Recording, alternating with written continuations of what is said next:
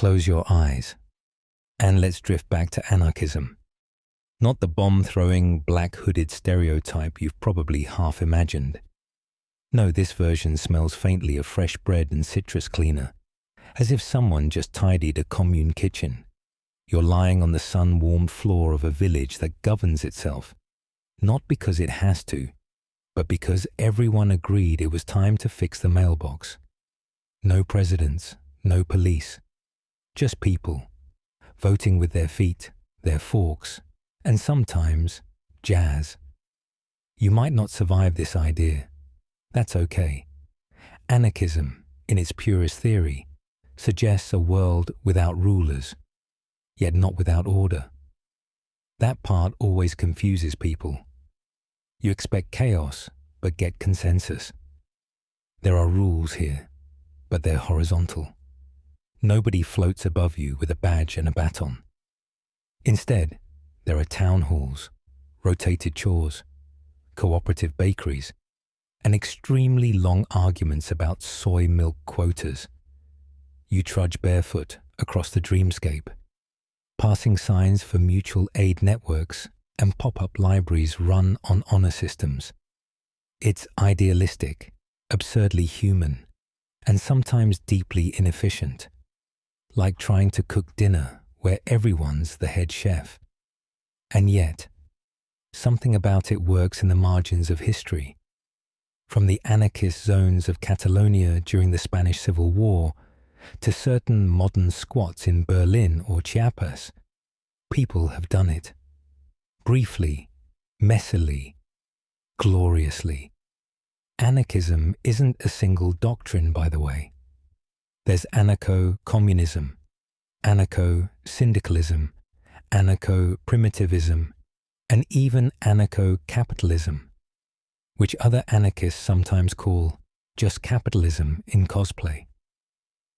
Scientists still argue whether humans are naturally cooperative enough to maintain these stateless societies, or if we inevitably seek hierarchy like pigeons picking a pecking order. A mainstream fact. Pierre-Joseph Proudhon was the first to call himself an anarchist. He also declared property is theft, which remains a stellar conversation killer at dinner parties. But here's the quirky bit. In some 19th century communes, anarchists enforced equality not with weapons, but with shaming songs. That's right. They'd make up little ditties mocking your selfishness. Imagine getting dragged by chorus for hogging too many apples. Brutal. As you drift deeper, consider how modern anarchist principles subtly sneak into your life. When you join a co-op, help your neighbor without being asked. Or just choose not to be a jerk because, well, you don't have to be. There are no borders in this part of the map. Only pathways worn smooth by mutual respect and shared coffee grinders. Take a moment to like the video and subscribe, but only if you genuinely enjoy what I do here. And hey, drop your location and local time in the comments. I love seeing where in the world you're falling asleep from. You're still barefoot. The ground feels warm beneath your feet, but now it's lined with polished wood, old floors that creak with every slow step through an ancestral home. Welcome to conservatism. Take a breath. Inhale the scent of polished leather, pipe smoke, and the faint anxiety of someone considering a new tax. Here, change is not forbidden. It's just frowned upon, politely. You pass portraits of familiar faces. They aren't necessarily famous, but they all wear the same skeptical expression. That's the thing about conservatism.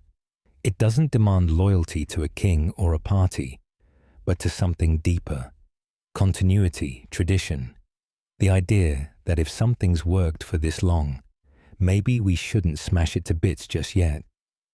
Mainstream conservatism often centers on preserving institutions, family, religion, nation-state, because it assumes human nature is flawed and society is fragile. It's like saying, hey, maybe don't rip the plumbing out just because you're bored of the tiles. This isn't resistance to progress per se. It's resistance to untested progress.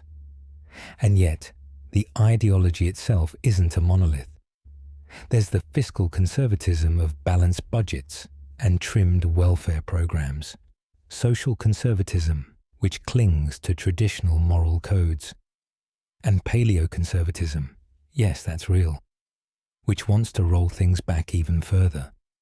You probably won't get it, but some people genuinely yearn for powdered wigs and landowning as a political requirement. A mainstream fact, Edmund Burke is often hailed as the father of modern conservatism. He thought the French Revolution was a bit much, and considering the guillotines, he may have had a point. But here's your quirky detour. In the 1980s, some US conservatives believed jelly beans symbolized moral strength. Why? Ronald Reagan ate them constantly. Entire cabinets were stocked with the things. In this view, discipline could be measured in sugary restraint. Sleepy yet? Now you find yourself in a richly furnished parlor with clocks that all run slightly slow. Conservatism likes the past, not necessarily because it was better, but because it was knowable. The future is a wild animal. The past is a family dog, even if it sometimes bit the mailman. Scientists still debate whether conservatism is driven more by personality traits, like risk aversion, or by cultural context. Some say it's hardwired. Others claim it's learned over time, like golf or passive aggression. You sink into an overstuffed armchair. No one here will ask you to start a revolution. They might ask you to finish your tea. And as you sit with the stillness, you begin to understand. For some people, peace means predictability. Now you're in a smoky train car, rattling across a continent lit by factory fires and revolutions. Out the window, the world is divided. Haves and have-nots, bosses and workers, landlords and tenants, who all seem one rent hike away from revolt. You're entering the thundering dream of Marxism, where history moves not like a gentle breeze, but like a wrecking ball. You sit across from Karl himself. Well, a soft-focus version. His beard is majestic, his coat threadbare. He offers no smile, just the steely glint of certainty. Class struggle, he says, is the engine of history. Not kings, not ideas, not even jelly beans. Just work, capital, and the endless tug-of-war between the people who own things and the people who make them. A mainstream fact. Karl Marx's central theory was historical materialism. That's the idea that economics shapes society, not the other way around. So religion, politics, and even art, all reflections of who owns the tools, who sweats, and who profits. The train speeds up. You clutch your seat. Marxism predicts that capitalism, by its very success, will eventually collapse under its own contradictions. Workers become alienated. Markets overheat. Inequality balloons until revolution feels less like a choice and more like gravity. Cue the overthrow, the dictatorship of the proletariat, and finally, after a few historical hiccups, the classless, stateless utopia known as communism. Easy, right? Except it never quite happened that way. The Soviet Union tried and collapsed. China tried, then pivoted into a hybrid of state control and market boomtowns. Cuba's still holding on, with cigars and ration books. Scientists still argue whether Marxism failed because of human nature, or because it was never implemented correctly. Spoiler, everyone says they're the one doing it correctly. Now for your quirky fact. Marx loved poetry. Before writing the Communist Manifesto, he penned dramatic verses about demons, moons, and broken hearts. Somewhere in your dreams tonight, A ghostly carl is rhyming about surplus value and longing. Modern Marxism has splintered. There's cultural Marxism, which gets thrown around more as a slur than a theory. Marxist feminism, eco-Marxism, and good old academic Marxism, which mainly involves arguing with other Marxists. But the core remains. Look at who owns what, and the rest starts to make sense. As the train slows, the lights flicker.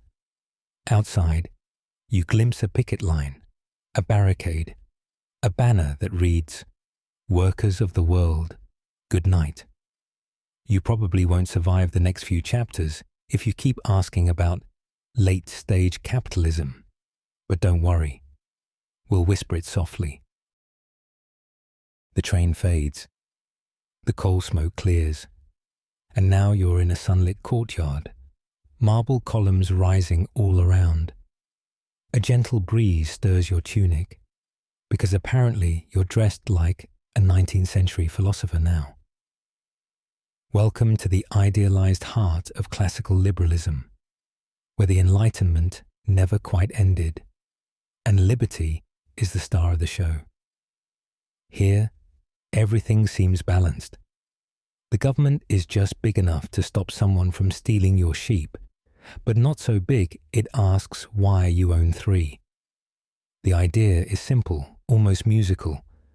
Rights are natural, humans are rational, and freedom, particularly economic and personal freedom, is sacred. You're the protagonist of your own novel, and society's job is to stay out of your margins. A mainstream fact. Classical liberalism emerged in the 17th and 18th centuries, championed by thinkers like John Locke and Adam Smith. They didn't always agree, but they all believed in limited government, individual rights, private property, and a market economy. Ideas that now seem so baked into many modern democracies, you forget someone had to invent them. But here's a quirky twist. Adam Smith, father of capitalism, was also deeply concerned about the dangers of unchecked greed. He warned that merchants would always try to rig the system and needed a strong moral framework to keep them in check, which is kind of like your dentist inventing candy, then begging you not to eat too much. You stroll past debates carved in stone. Free speech versus hate speech. Taxation versus theft, liberty versus license. Classical liberals weren't anarchists, but they definitely had trust issues with power. They believed most people could govern themselves as long as no one else interfered too much. Yet the ideology hasn't aged untouched. Scientists still argue whether the invisible hand of the market actually works in real life, or if it just gently shoves people off economic cliffs. Some say classical liberalism paved the way for modern democracy. Others say it simply protected property while pretending to liberate people. In this dream world, education is the great equalizer. Newspapers debate ideas instead of shouting matches, and every contract is entered freely. You probably won't get that in real life, but it's nice to lie back and imagine a society run by reason instead of rage. Somewhere behind you, a statue of John Stuart Mill gives a small wink. You realize freedom isn't the absence of rules, but the presence of choice. And for now, your only choice is to rest and drift deeper. You awake beneath a cold spotlight, surrounded by marble eagles, echoing chants, and the clink of polished boots. Welcome to the sharp edges of fascism, where order isn't requested, it's demanded, with banners and brass. Everything around you is rigid, symmetrical, and terrifyingly clean. You've stepped into a dream that doesn't tolerate uncertainty. Fascism isn't about debate, it's about submission. To the state, to the leader, to a mythic past that maybe never really existed. You feel it in your bones. A fierce love for the nation, mixed with loathing for anything deemed impure or foreign. Its politics as identity, sharpened into a spear. A mainstream fact. Fascism rose in early 20th century Europe, most notoriously in Mussolini's Italy and Hitler's Germany. It fused ultranationalism with authoritarian control, militarism, and often racism, smashing liberal democracy under its boots. And while its overt symbols have faded, scholars still warn that its roots remain disturbingly evergreen. You march through a square where everything has a place, especially you. The state isn't a distant institution. It's a living organism, and you are one obedient cell. There are uniforms for everyone. Youth brigades, women's collectives, even farming outfits. You probably won't survive if you wear the wrong color, or worse, ask the wrong question. The fringe fact? Mussolini, before inventing fascism, was a socialist journalist. He flipped ideologies like pancakes, eventually declaring that everything in the state, nothing outside the state, nothing against the state. Cozy, huh? Fascism thrives on spectacle. There are parades, flags, cults of personality, and just enough vague threats to keep everyone silent. Dissent isn't debated, it's erased. And yet, scientists still argue whether fascism is a true ideology or just a desperate emotional reaction, a political scream rather than a philosophy. You pass a massive statue, half cracked, of a leader whose name is always spoken with reverence or not at all. Around you are slogans in giant font. They say things like strength through unity, purity of blood, and you are not an individual. The state is father, mother, deity, and babysitter. You're not supposed to feel fear here, but you do. And just when you think the silence will break into marching, it doesn't. It softens, because this is a dream, not a nightmare. You're safe, for now, but you understand, deeply and unsettlingly, that fascism doesn't rise through logic. It rises through fatigue, through fear, through people who just want someone, anyone, to take control. Your breath slows, the uniforms blur, the spotlight dims. You shuffle out of the shadows into a cozy cafe where everyone's arguing, gently, with espresso in hand. Welcome to social democracy, the ideological middle child trying to keep the family from killing each other at dinner. It's a blend of idealism and spreadsheets, where capitalism isn't destroyed, it's tamed, like a circus lion wearing glasses. Here, markets exist, but so do safety nets. The goal isn't to overthrow the system, just to make it nicer. You stroll past subsidized housing, universal healthcare clinics, and parks that actually work. This isn't revolution, it's renovation. A mainstream fact, social democracy became a dominant force in 20th century Europe, particularly in the Nordic countries. Think Sweden, Denmark, Norway, places where taxes are high, but people say tack with suspicious contentment. These systems try to balance private enterprise with strong public services, ensuring nobody falls through the cracks, or at least not far. You sit beside a window and watch an old couple debate tax policy with the barista. Everyone here seems calm. They vote a lot. They have opinions about trash collection funding. And strangely, they smile when they say redistribution. Here's your quirky twist. In Iceland, a social democratic government once crowdsourced its entire constitution using social media. Citizens commented on clauses between cat memes. Imagine rewriting your nation's core laws while scrolling. Democracy meets Wi-Fi. Social democracy isn't without critics. Some on the left call it a sellout watering down socialism into something palatable for brunch. Some on the right argue it bloats government and stifles innovation. Scientists still debate whether it's a sustainable hybrid or just a temporary peace treaty between labor and capital. And yes, there are contradictions. These systems rely on economic growth to fund their generous programs, which raises eyebrows in climate debates. They also rely on relatively high trust in government, something that doesn't always travel well across borders. But you're not here to solve contradictions. You're here to rest. And in this softly lit place, social democracy feels like a deep sigh, the kind that comes after decades of war, famine, or revolution. It says, let's not burn it all down. Let's fix the pipes, raise the floor, and maybe, just maybe, sleep without fear. The cafe quiets. Someone plays a piano. A child laughs without being charged. You sip your imaginary coffee, subsidized, of course. And the night continues. You wake up alone on a long, empty highway. No signs, no tolls, no traffic cops. Just miles of personal freedom stretching in every direction.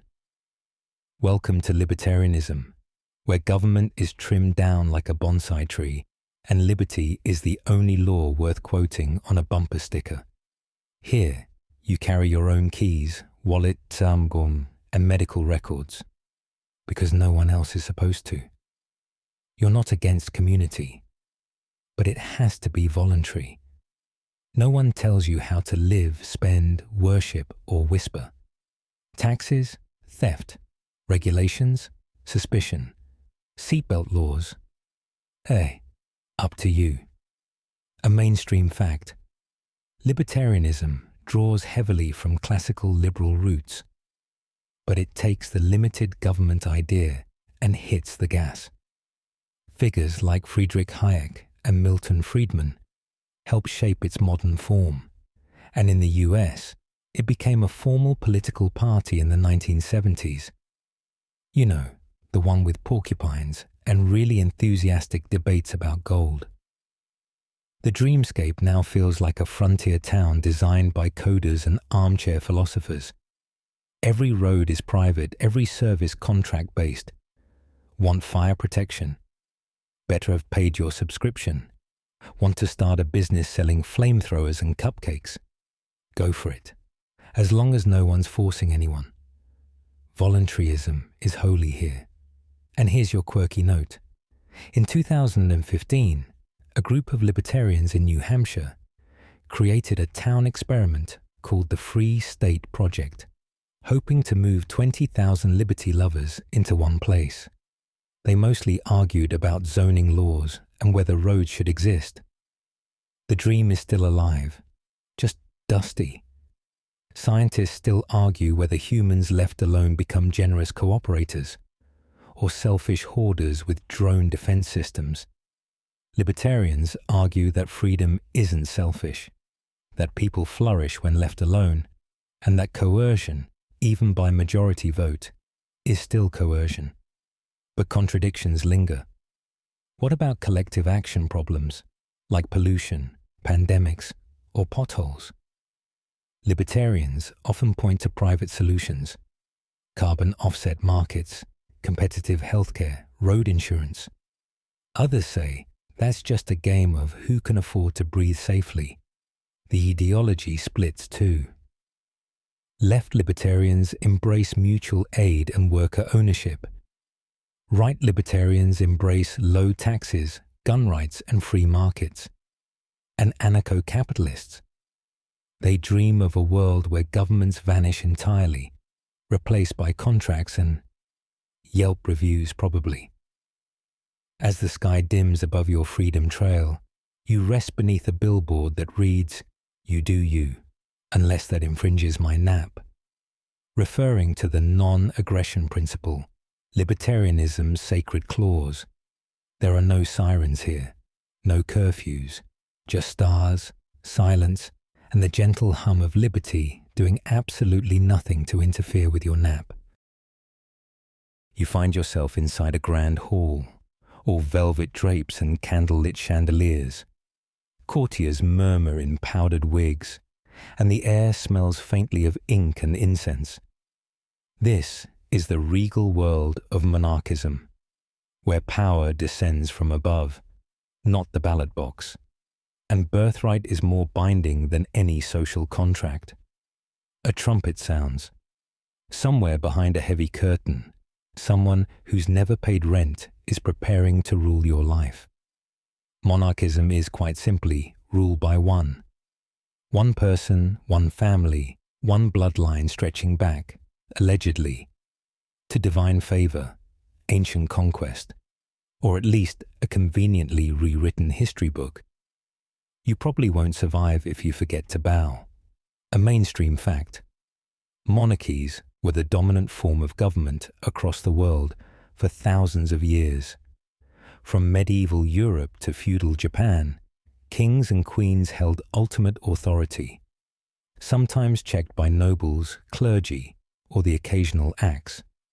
Today, constitutional monarchies like the UK or Sweden still exist, where royals wave politely while Parliament does the actual ruling. But there's another kind of monarchism, the absolute kind. Think Louis XIV of France, who said, "L'État, c'est moi." The state, that's me. He wasn't joking. You wander past portraits so large they probably took entire villages to finish. One shows a king with 14 titles and a sword so ceremonial it has a name. Another is just a baby in a crown, because in monarchism, ruling can be inherited before teething is completed. Quirky detour. In 1907, a Frenchman named Henri d'Orléans publicly declared himself King of France, despite the country having been a republic for over a century. His press releases included royal decrees about croissants and civil society. Monarchist movements never fully vanish, they just become eccentric. Scientists still argue whether monarchy creates stability or suppresses progress. Defenders say it offers continuity, tradition, and national identity. Critics say it enshrines inequality in gold leaf and jewels. Monarchism also blends oddly with other ideologies. There are theocrats with divine kings, fascists who love the pomp, and even strange corners of libertarian monarchists who say, well, if I had to have a ruler, better just one. You walk through a throne room with no throne. Dust collects on velvet. Power, once inherited, now tweets in lowercase. But some people still dream of crowns, not because they love kings, but because they fear chaos more. You close your eyes beneath a stained glass window of a royal crest. The candles flicker. A lullaby plays softly from a music box shaped like a carriage. For tonight, no elections, just lineage. You step into a quiet village square at dusk. There's no traffic, no sirens, just the soft shuffle of feet on cobblestone and the low murmur of voices deciding, together, whether to repaint the community garden fence. This is Communitarianism, where individual identity gently dissolves into something shared, something rooted, something cozy. No one here is trying to seize the means of production or privatize the moon. They're just showing up for the town meeting. And they brought cookies. Communitarianism isn't flashy. It doesn't dream of empire or revolution. It simply believes that people are shaped by their communities and should give something back. Where liberalism says, you do you, Communitarianism quietly replies, yes, but also check on your neighbor, okay? A mainstream fact. The ideology gained traction in the late 20th century as a critique of radical individualism, especially in the West. Thinkers like Michael Sandel and Charles Taylor argued that politics had forgotten something vital: the moral weight of relationships, culture, and shared responsibility. You pass a little free library, a communal tool shed, and a public notice board with hand-drawn flyers for conflict mediation circles. You're not being governed here. You're being gently nudged by norms, customs, and the knowledge that Aunt Marta will definitely call you out if you skip composting day. Quirky tidbit. In some communitarian experiments, disputes are resolved through talking circles, where participants pass a symbolic object, like a feather or painted stone, to indicate who has the floor. Try imagining that at your next office meeting. Feather diplomacy. Scientists still argue whether tight-knit communities promote flourishing or just polite conformity. Is belonging empowering or stifling? Does being known make you feel safe or surveilled? In communitarianism, rights don't disappear. They're just balanced with duties. You can speak your mind, sure, but are you also helping clean up after the local festival? Did you rake the path before quoting Rousseau? And while it sounds like a small-town daydream, communitarian ideals show up everywhere, from Confucian traditions to indigenous governance models, from Scandinavian social norms to online fandoms that enforce behavior through vibes and emojis. As the village square dims, string lights flicker on. You sit beside a fountain, listening to a group debate which historical mural best represents shared values and whether it needs more llamas. There's no ruler here, no chaos either, just an unspoken promise. We're all in this together, so maybe be a little nicer. You lean back. A soft wind carries the scent of bread, soil, and democracy, but the handmade kind. Now you're standing in a glossy skyscraper lobby where the walls are glass, the smiles are curated, and even the potted plants look like they've been focus grouped. Welcome to neoliberalism, where everything, your job, your education, your social life, has quietly turned into a marketplace. You probably didn't notice it happening. Most people don't. That's part of the magic trick. Neoliberalism doesn't arrive with fanfare or a flag. It seeps in through policy tweaks, privatization efforts, and cheerful slogans about innovation and choice. A mainstream fact. Neoliberalism emerged in the late 20th century as a revival of classical liberal economics, but turbocharged. It champions deregulation, privatization, free trade, and shrinking the welfare state. Ideas pushed by politicians like Margaret Thatcher, Ronald Reagan, and later, technocrats across the political spectrum. Left or right, neoliberalism often wins by default. You ride a transparent elevator up, watching logos flicker past on the sides of buildings, education sponsored by soda brands, public parks with corporate banners, hospitals ranked by 5-star reviews. Neoliberalism doesn't necessarily hate public goods. It just thinks someone should monetize them, optimize them, or at least sell ad space on the back. Quirky tidbit. In some countries, prison systems have been partially privatized, meaning companies profit from incarceration. One firm even experimented with charging inmates for their stay, like it was a bad Airbnb. You probably won't get your deposit back. Neoliberal logic turns citizens into consumers and governments into customer service desks. Public services are measured in efficiency, not equity. Outcomes must be cost-effective. You aren't just voting, you're voting with your wallet. Healthcare, housing, higher ed. They're not rights anymore. They're product tiers. Scientists still argue whether neoliberalism is an economic model or a full-blown cultural ideology. Some say it's the natural evolution of global capitalism. Others argue it's a dangerous myth that erodes democracy and undermines social cohesion. You step into a boardroom in the clouds. Inside, Consultants murmur about stakeholder value and quarterly growth. A screen shows graphs climbing steadily until they don't.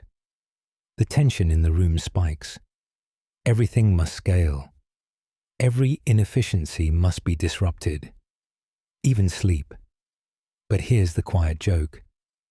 Neoliberalism often claims to get government out of the way, yet it quietly relies on strong states to enforce contracts, protect property, and clean up after deregulated disasters. It's not the absence of control. It's just control with better branding. Outside the window, drones buzz, delivering artisanal soap. Below, an ad billboard reads, "Reclaim your freedom, subscribe now." You step back. The glass is cold. The view is stunning. And somewhere, deep in your mind, a small voice whispers, "When did everything become a service?"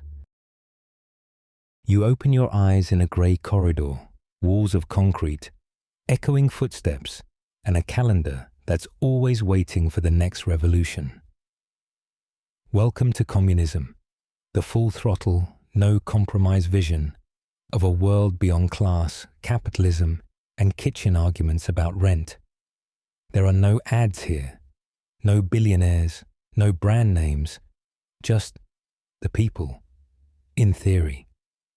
You walk past red banners, factory murals, and a very large statue of a worker holding a book in one hand and a hammer in the other. Everything feels collective. Even your thoughts are being politely collectivized. A mainstream fact. Communism, as envisioned by Karl Marx and Friedrich Engels, is a stateless, classless society where the means of production are owned by all. No bosses, no private property, no profit, just shared labor, shared reward, and eventually, the withering away of the state itself. That's the end goal. But to get there, many believed a transitional phase, a dictatorship of the proletariat, was needed.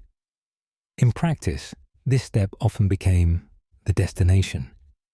You drift through a history museum lit by fluorescent ghosts.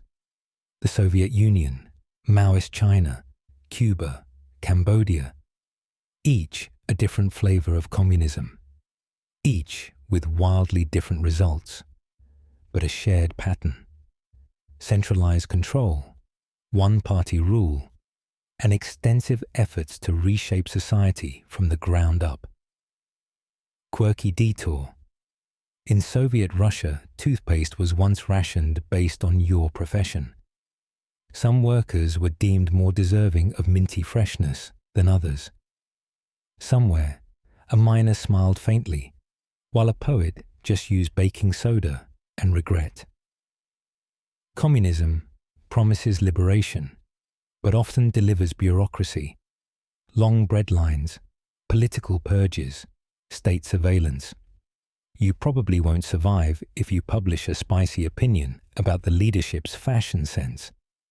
Scientists still argue whether communism failed because it's inherently unworkable, or because it never made it past that ugly transitional phase. Utopian dreams run headfirst into human nature, economic complexity, and the endless temptation to put someone in charge just temporarily. But the dream persists. Modern communists and Marxists still envision versions that might work. Decentralized, democratic, digitally organized. They critique capitalism's inequalities, its crises, its externalities. They ask, what if you didn't have to sell your time just to exist? You pass a library with no locks, a factory run by the workers, a school where history is taught from the bottom up. It's peaceful here, eerily so. Everyone has a job. Everyone has food. Everyone reads from the same approved syllabus. The lights dim, the corridors curve, and somewhere, a voice on a loudspeaker reads a quote, "From each according to his ability, to each according to his needs." You lie down in a dormitory with 40 identical beds. The blanket is coarse, but the silence is absolute. You wake up to the chime of bells and the scent of old parchment.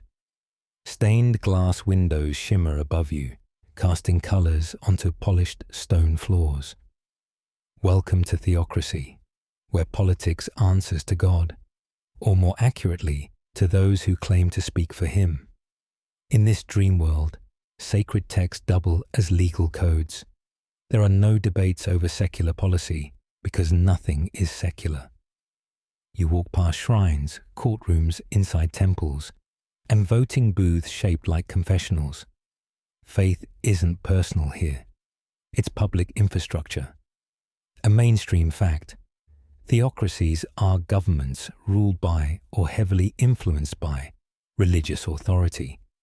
Iran is perhaps the most cited modern example, where clerics oversee elected officials and interpret Islamic law as part of state policy.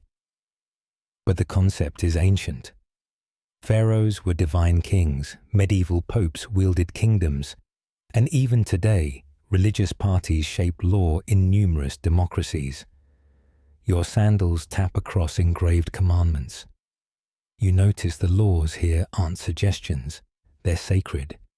Dress codes, diet, marriage, money, speech.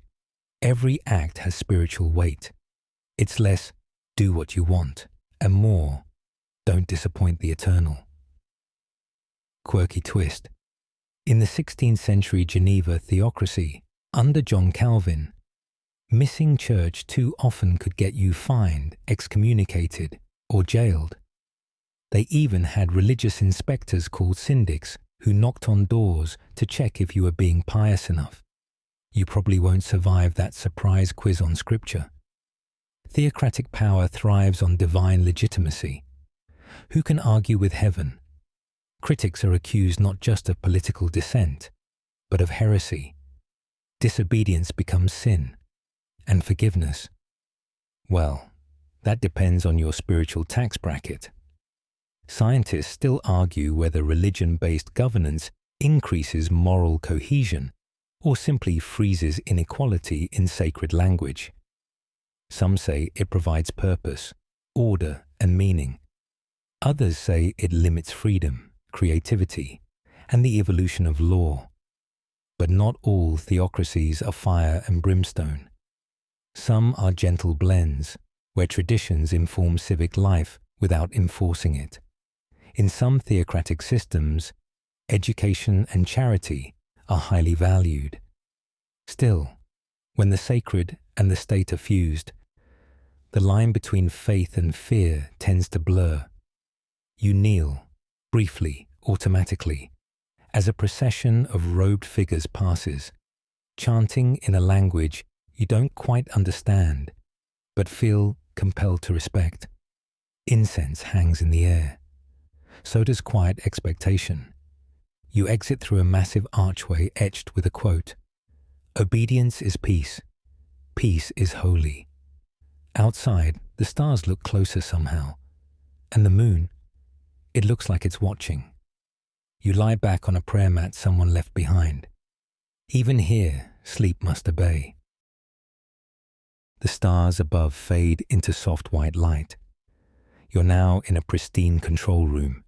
Chrome panels, blinking consoles, and a whiteboard filled with math. Welcome to Technocracy, where decisions aren't made by politicians, but by people who know how stuff actually works. Engineers, scientists, economists. Basically, the ones who fix your Wi-Fi when you've given up. You move past a door labeled Policy Optimization Lab. Inside, someone's comparing traffic flow data to yogurt subsidies. This place doesn't run on charisma. It runs on spreadsheets and very polite debates about algorithmic fairness. A mainstream fact. The idea of technocracy took shape in the early 20th century, especially during the Great Depression, when people started to wonder if maybe experts could run things better than politicians. In its purest form, technocracy calls for governance based on evidence, logic, and long-term planning, not popularity contests. You're handed a lab coat, not as a requirement, but as a courtesy. You don't have to understand quantum trade theory to live here, but it's appreciated. Quirky little nugget. In the 1930s, there was a technocracy movement in North America that proposed replacing money entirely with energy credits, a unit based on how much energy it takes to produce goods. No more dollars, just kilowatt equivalents. You'd basically get paid in math. The air here smells faintly of antiseptic and ambition. There are no campaign ads, no lobbyists, no scandals about who said what to whom in a sauna. Just white papers, performance reviews, and a minor cult following around the town's lead hydrologist. Technocracy promises efficiency and rationality, but scientists still argue whether societies can be run like machines.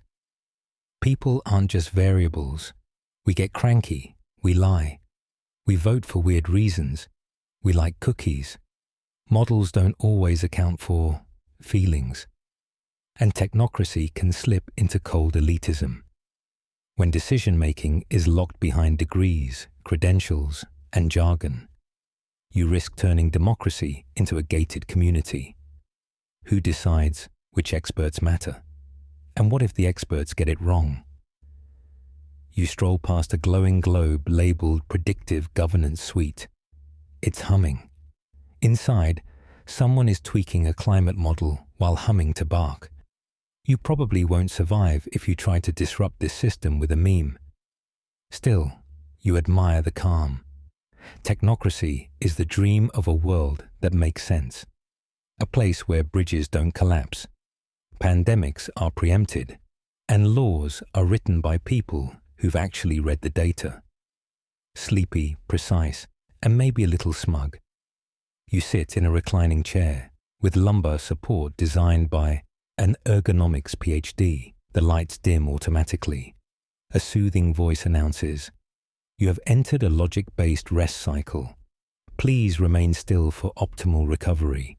You obey, because, statistically speaking, this nap is 92% more effective. The lights brighten into a gentle sunrise. Somewhere, wind chimes tinkle beside a protest sign.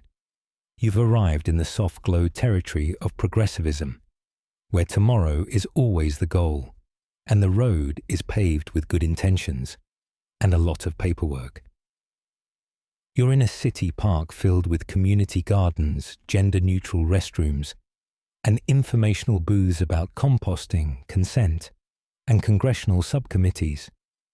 Everything feels thoughtful, earnest, slightly underfunded. A small group debates zoning reform over organic chai. Progressivism believes in using the tools of government to fix social injustice and promote equity. Unlike revolutionaries who want to start fresh, progressives tend to believe the system can be repaired.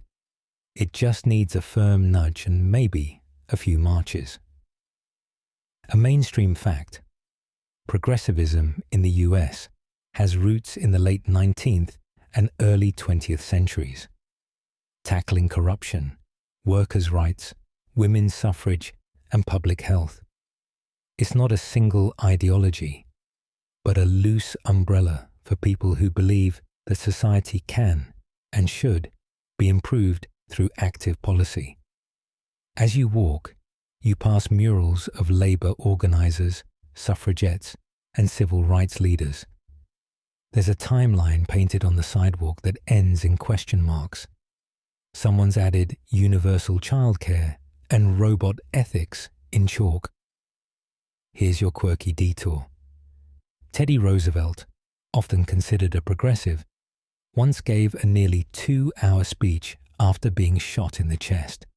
He declared, "It takes more than that to kill a bull moose." That's peak progressivism. Bleeding, but still finishing the speech. Progressives push for reforms: healthcare access, racial justice, education equity, climate action.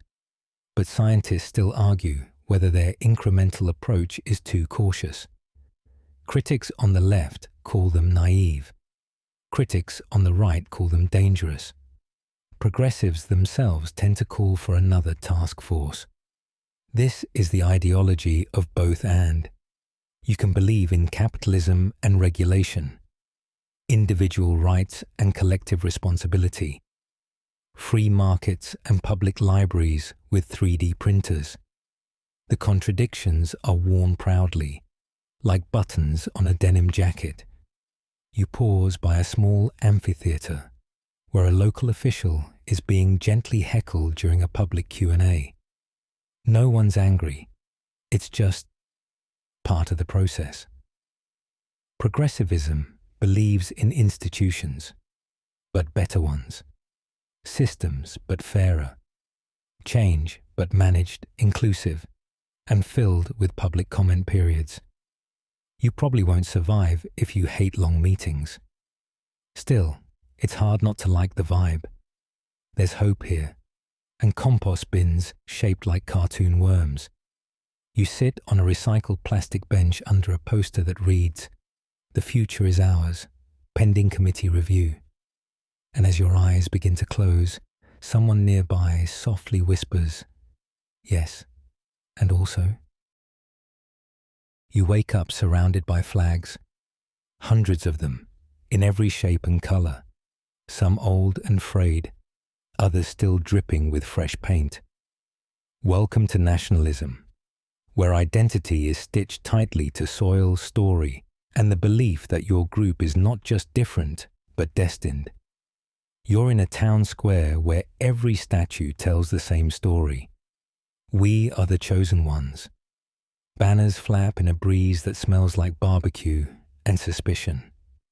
You hear a marching band tuning up and a quiet argument about who really belongs here. Nationalism is the belief that a people, bound by language, culture, or sometimes race, should rule themselves. It's about sovereignty, self-determination, and pride. In its mildest form, it's a warm sweater. In its wildest form, it's a flamethrower aimed at anything foreign. A mainstream fact, nationalism reshaped the world map in the 19th and 20th centuries, from the unification of Germany and Italy to the breakup of colonial empires. It helped fuel revolutions, build nations, and justify wars, sometimes all at once. You pass a museum where every exhibit is labelled "Our Glorious Past." Even the farming tools look suspiciously heroic. School children rehearse patriotic songs with military precision. But here's your quirky fact. At one point in history, Iceland's national identity was so deeply tied to medieval sagas that they put excerpts from 13th century poems on their banknotes. That's right, national pride via ancient Viking drama. Paging Thor. Nationalism isn't always loud. Some versions emphasize cultural preservation, local governance, and community cohesion. Others, ethnic nationalism especially, veer into exclusion, purity tests, and terrifying chants about blood and soil. Scientists still argue whether nationalism is a natural extension of tribal identity, or a modern invention stitched together by states needing unity. After all, most national identities were made up fairly recently. Flags, anthems, origin myths, even national cuisines carefully curated like emotional starter packs. You wander into a parade where everyone waves the same flag. It's beautiful. It's coordinated. It's slightly unnerving. The slogans rhyme. The uniforms match. The crowd roars when a speaker says, "We will never be ruled by outsiders again." But who counts as an outsider? That's where nationalism frays into something darker. You probably won't survive if your story doesn't fit the official narrative. And yet, for many, nationalism offers belonging, dignity, and a sense of history. It says, "You matter because you're one of us." The trick is deciding who gets to define us. As you sit on a carved stone bench, shaped like your supposed homeland, you feel both seen and swallowed. A flag flutters above you. It casts a long shadow. The stone bench dissolves into metal, cold, seamless, and spotless. You're now inside a city that hums, not with life, but with obedience. Cameras pivot silently. Posters of smiling leaders line the walls. Welcome to totalitarianism, where the state doesn't just govern. It watches, decides, remembers, and rewrites. You walk down a corridor that seems to extend forever. No windows, just fluorescent lighting, soft white noise, and the creeping sense that your thoughts may not be entirely your own anymore. In totalitarian systems, control is absolute. Not just over your actions, but over your speech, your memories, your beliefs. Loyalty isn't optional. It's expected and monitored. A mainstream fact, totalitarianism describes regimes like Stalinist Russia, Nazi Germany, and North Korea. These aren't just authoritarian states. They go further, seeking to infiltrate every aspect of public and private life. No rival power centers, no dissenting narratives, and certainly no bedtime stories. You reach a plaza where thousands stand in perfect rows, clapping in eerie unison. The leader appears on a screen, their voice calm, omnipresent. You probably won't survive if you stop clapping first. Here's your quirky detour.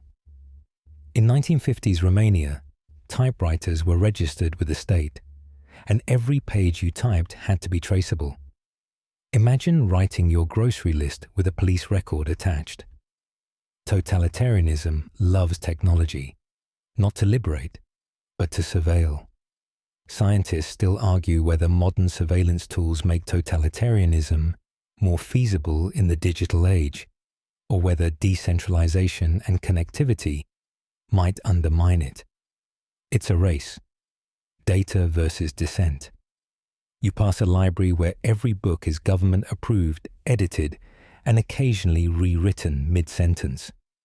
Outside, a loudspeaker blares the daily thought. Freedom is clarity. Clarity is strength. The ideology behind totalitarianism isn't always consistent. It might wear the mask of socialism, nationalism, or religious purity. But the real goal is control. Stability through uniformity. Peace through silence. And yet, these systems often claim to serve the people. They promise order, safety, greatness. At first, things may even seem to work. Trains run on time. Crime vanishes. But the cost? Yourself. You notice a small child drawing on the sidewalk with chalk. An official gently takes it away. Not authorized. You find a quiet bench, identical to every other bench, and sit. Above you, a drone hovers. It's unclear whether it's armed, but that's not the point. It's there. Watching is enough.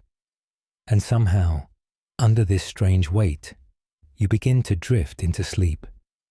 The uniformity is suffocating, but also soothing. No decisions, no chaos. Just the quiet lull of a world already chosen for you. The last thing you hear is a whisper. All is well. All has been assigned. When you next open your eyes, it's morning again, but a very different one. You're barefoot in dew-covered grass, surrounded by wildflowers, solar panels, and signs that say things like, "Leave no trace, and this composting toilet saves 6 gallons a flush." Welcome to green politics, where nature isn't just background, it's the boss. The air is clean here, unnervingly so. You hear wind turbines spinning in the distance, bees humming with purpose, and someone nearby giving an impassioned speech about soil regeneration. This isn't just environmentalism, It's an ideology where ecology meets governance. Trees get a vote now, or at least, someone votes on their behalf. A mainstream fact: green politics emerged in the 1970s as environmental concerns collided with political activism. It's now a major force in many European parliaments and is growing in influence globally. The focus? Sustainability, environmental justice, non-violence, and participatory democracy. Basically, don't burn the planet down, and also be kind. You wander through a community built from recycled shipping containers and algae bricks. There's a tool library, a zero-waste co-op, a sign that says degrowth is beautiful, which sounds poetic until someone starts explaining it in economic terms. Quirky detour. In Ecuador, the 2008 constitution granted rights to nature, allowing rivers and forests to sue for their protection.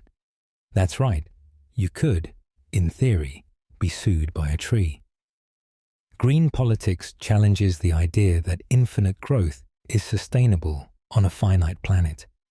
It asks, what if success wasn't GDP, but biodiversity?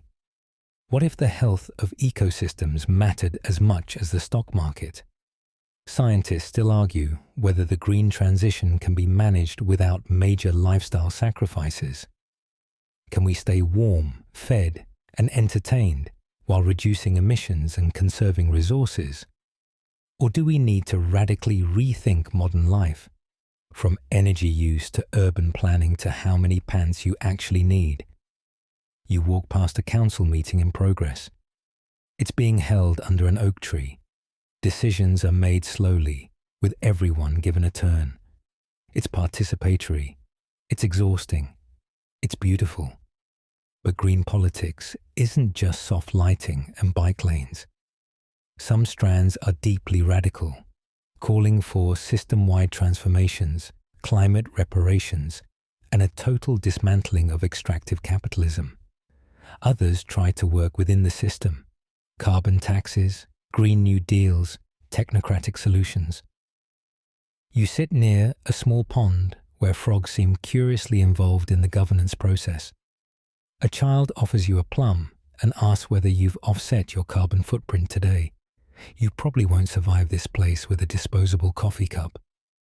The sun sets gently, filtered through vertical gardens. Somewhere, wind chimes made of repurposed cutlery sing a lullaby. And just as your eyes close again, a voice whispers, "Protect what you love, even in your dreams." You wake up beneath a red umbrella at a sidewalk cafe, where everyone is arguing, but with warmth. There are flyers on every table, but the espresso is excellent. Welcome to democratic socialism, where people still vote, markets still exist, but no one has to skip insulin to pay rent. This isn't the Marxist grey block of factories and 5-year plans. It's livelier, chattier, and much better dressed. Here, the working class doesn't just rise up. They elect candidates, pass ballot initiatives, and demand a livable minimum wage with flair. A mainstream fact: democratic socialism combines socialist principles, like public ownership of essential services and wealth redistribution, with democratic governance. Think Bernie Sanders in the US, or the Nordic model more broadly, where people pay higher taxes but get healthcare, college, and reasonably polite trains in return. You walk past a public daycare, a worker-owned bookstore, and a massive mural of Rosa Luxemburg with glitter eyeshadow. Nothing here is truly free, but it's prepaid through taxes in a way that feels oddly like kindness, or maybe just decent policy. Quirky tidbit: in Finland, library books come with sauna passes, because yes, a socialist-leaning government believes that literacy and sweating out your stress belong together. You probably won't survive if you hate small talk in a towel. Democratic socialism tends to scare people who hear socialism and imagine gulags. But this system isn't about abolishing all private property. It's about drawing bright lines around what shouldn't be for profit. Healthcare, not a product. Education, not a ladder with broken rungs. Housing, not just an asset class. Scientists still argue whether democratic socialism is a slippery slope to economic stagnation, or the only way to avoid complete burnout in hyper-capitalist systems. Supporters point to higher life satisfaction and lower poverty rates. Critics point to slower growth and scary graphs. You join a small crowd listening to a candidate speak. They promise better maternity leave, stronger unions, and a new tax on billionaires. The crowd applauds, not because it's revolutionary, but because it sounds sane. There's tension here, though. Within democratic socialism are fault lines between pragmatists and purists, electoral politics and direct action. And always the question, can capitalism be made humane, or is this just a prettier bandage on a broken leg? You sip a fair trade herbal tea from a co-op mug and exhale. Everything feels slower here, more deliberate, like the system is designed not to exhaust you. Above, a banner drifts gently. Solidarity is a verb. And below it, you drift back to sleep, dreaming of ballot boxes filled with poems. You open your eyes to the sound of a crowd, not angry, exactly, but loud. Chants echo through the air like waves. Banners flutter, fists raise, and someone is shouting about the people. You've arrived in the unruly carnival of populism, where elites are suspect, institutions are rigged, and the real folks are finally having their say. This isn't a left-wing or right-wing dream. It's a vibe, a very passionate, highly flexible vibe. 1 minute, it's demanding universal healthcare. The next, it's building a wall. Populism doesn't pledge loyalty to ideology. It pledges loyalty to the crowd. A mainstream fact, populism isn't a consistent set of policies. It's a political style, often pitting the pure people against the corrupt elite. It's been wielded by figures as different as Hugo Chavez, Donald Trump, Evo Morales, and Viktor Orban. Left, right, center. Populism just wants to blow something up, with votes. You stroll past a makeshift stage where someone is shouting about injustice, loudly but vaguely. The crowd roars. They like the anger. They like the energy. Details, optional. Quirky detail. In 1950s Argentina, the populist leader Juan Perón had his speeches broadcast daily. From loudspeakers installed on lampposts, entire cities pulsed with synchronized praise. You probably won't survive if you try to nap through it. Populists often claim to cut through the noise, offering plain-spoken truth in a world of technocrats and experts. They love symbols, simple slogans, and promises that feel like justice wrapped in nostalgia. Take back control, power to the people. Drain the swamp.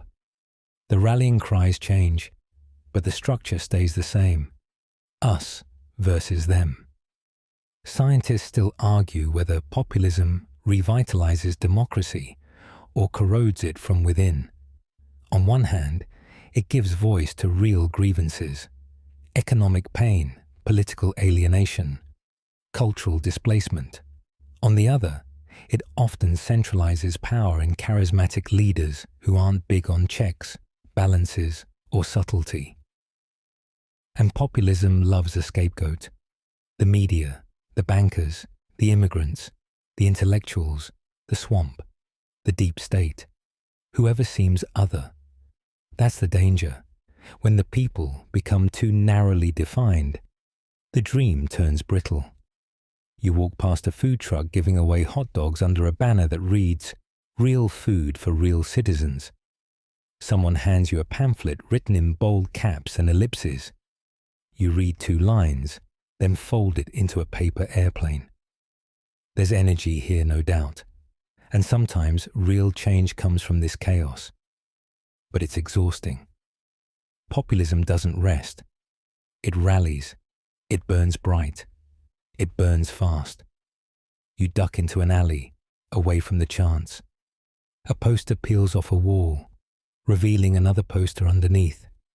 Same face, different slogan. You sit on a crate and close your eyes. Somewhere behind you, the crowd keeps shouting. You wander out of the alley into a long, silent hallway, painted the most non-committal shade of beige imaginable. Fluorescent lights hum overhead, and somewhere nearby, someone is softly muttering about balance. Welcome to centrism, the land of caution, compromise, and 47-point policy memos nobody reads past page 3. This isn't a revolution. It's a meeting, a long one. There are donuts, though, and a whiteboard that says, "Let's hear both sides" in dry erase ink. Centrism isn't flashy. It doesn't want to tear anything down or build anything too strange. It wants to fix things, gently, incrementally, preferably with bipartisan support and a well-moderated panel discussion. A mainstream fact: centrism typically refers to ideologies or policies that avoid extremes on either side of the political spectrum. In practice, it often blends liberal democratic values with moderate economic policies and gradual social reform. Think Bill Clinton's Third Way, Emmanuel Macron's En même temps, or every politician who starts a sentence with, "Now, I'm no radical, but..."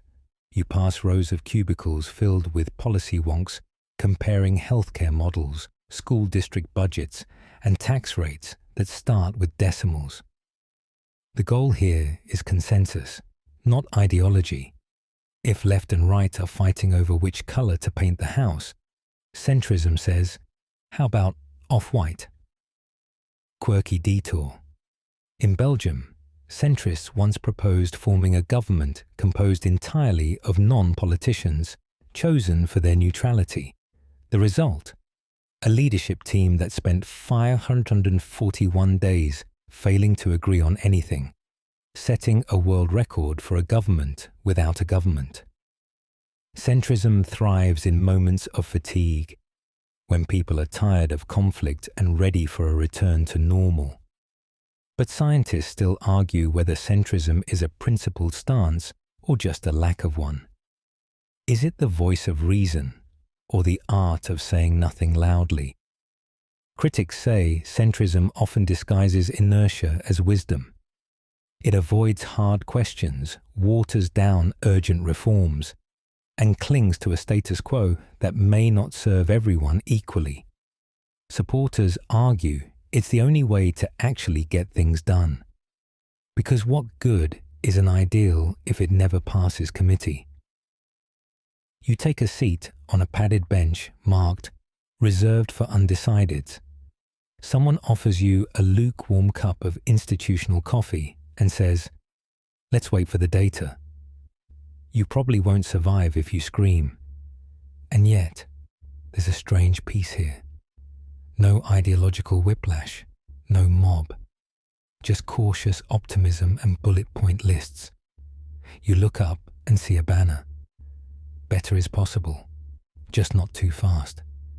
It flutters slightly as the hallway stretches on.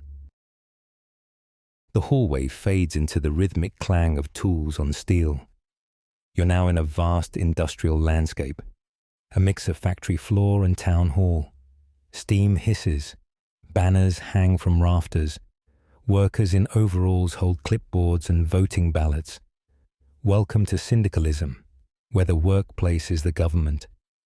You walk past a row of lathes and notice the signs.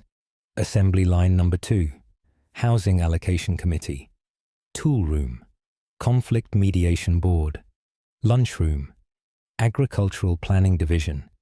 This isn't your usual union. This is everything being run by unions. A mainstream fact, syndicalism is a form of leftist ideology where workers directly control industries and decision-making through decentralized, federated labor unions. It gained traction in the late 19th and early 20th centuries, especially in France, Spain, and Italy, where strikes weren't just economic tools, they were political weapons. You pause at a voting booth bolted to a forklift. Here, workers elect not just managers, but national representatives, often on rotating schedules to avoid power hoarding. There are no bosses in the classic sense, only co-workers with more annoying emails. Quirky little fact, in anarcho-syndicalist regions of Spain during the Spanish Civil War, some workplaces printed their own money, or just stopped using it altogether. One region famously issued coupons that could only be spent on shared goods. You probably won't survive if you try to profit off bread. Syndicalism hates hierarchy, especially capitalist ones. It wants to eliminate wage labor, private ownership of production, and that one guy in every office who always schedules meetings at 4:59 p.m. on a Friday. The dream is democratic control over everything.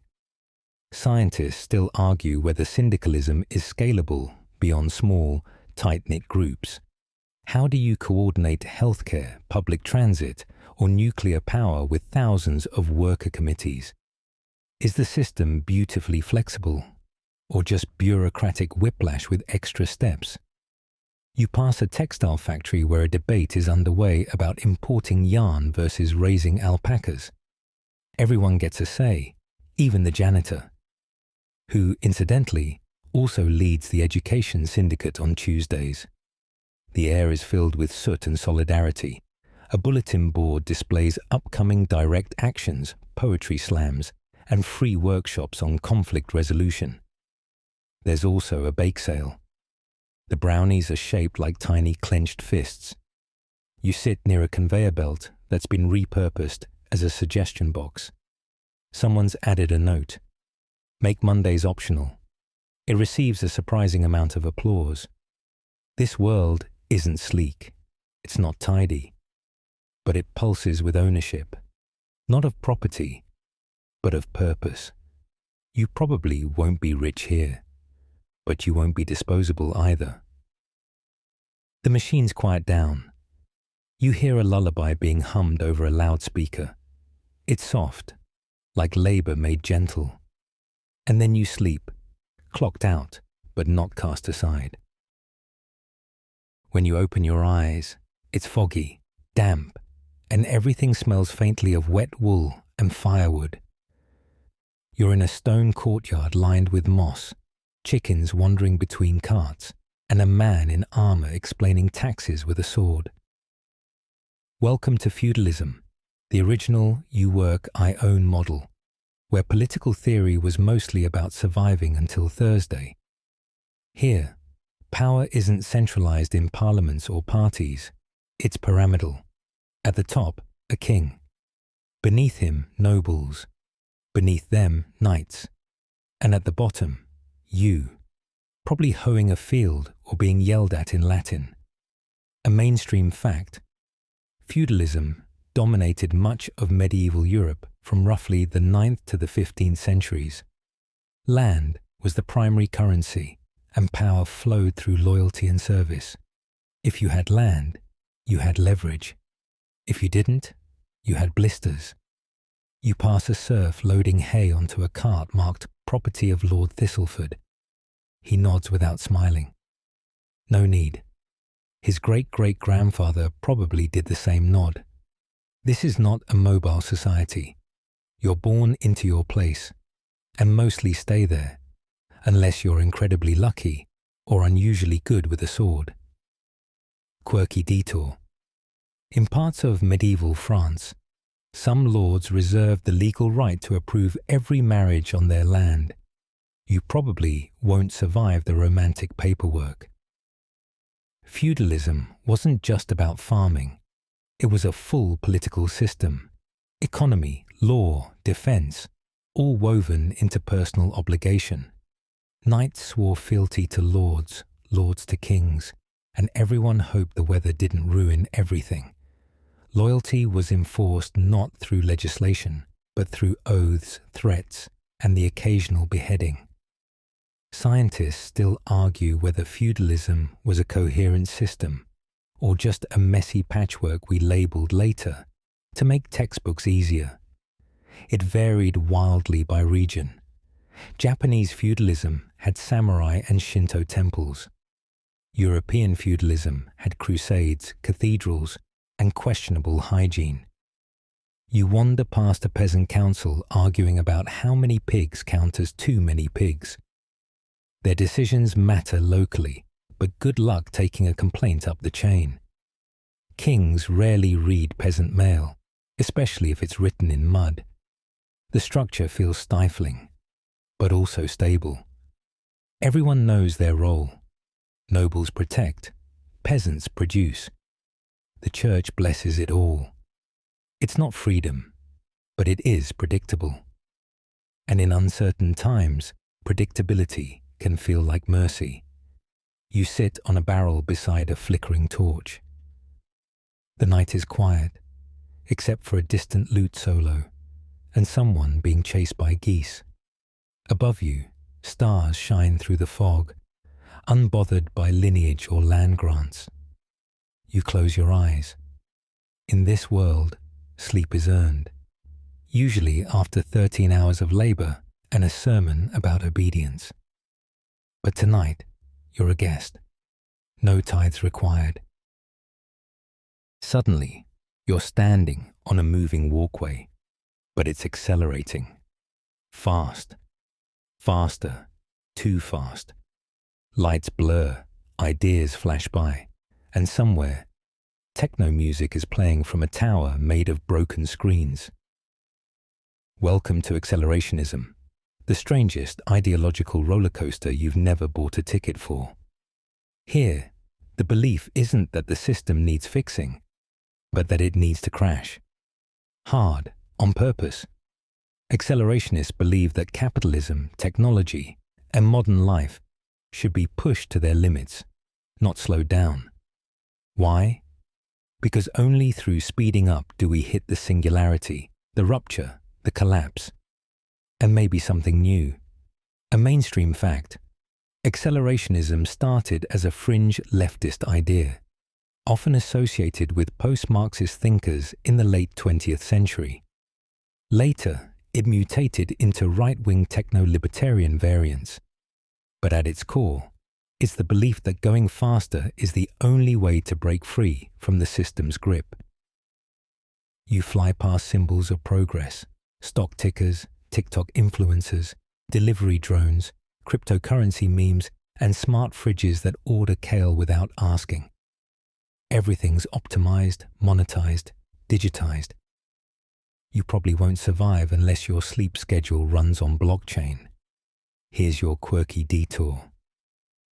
British philosopher Nick Land, one of the early thinkers behind accelerationism, once described the internet as the motor of turbo-capitalist meltdown.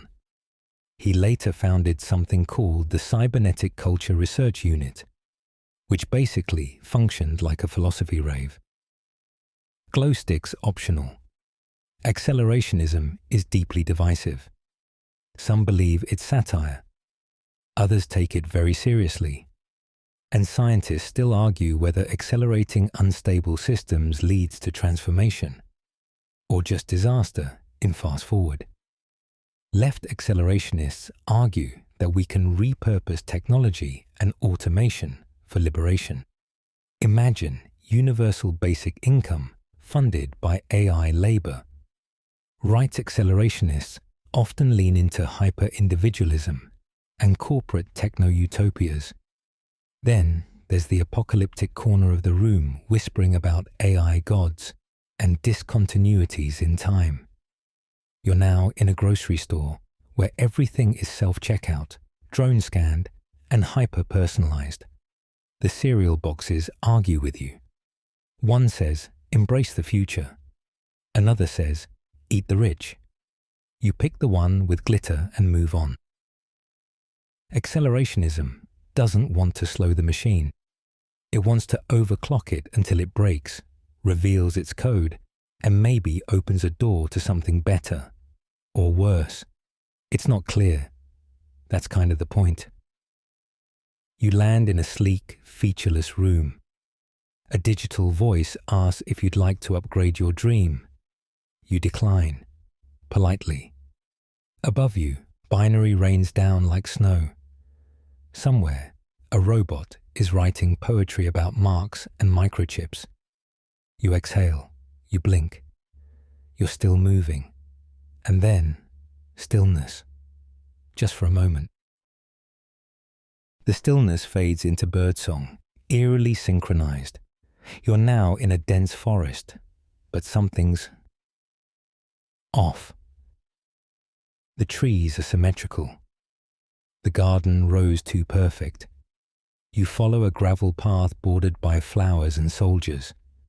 Welcome to Eco-Fascism, the eerie ideological fusion of environmental purity and authoritarian control. Here, nature is sacred, but only certain people are allowed to protect it. You pass statues of wolves, oak trees, and flags shaped like leaves, but the speeches behind them talk more about borders than biodiversity. This isn't green as in recycle. This is green as in purify or perish. A mainstream fact: eco-fascism blends far-right nationalism with environmental concerns, often blaming environmental degradation on overpopulation, immigration, or cultural impurity. Historically, it draws from early 20th century fascist movements that romanticized nature, land, and blood. Nazi Germany, for example, had state-supported conservation programs alongside extermination policies. You walk through a garden where every plant has a plaque, and none of them are native to your region.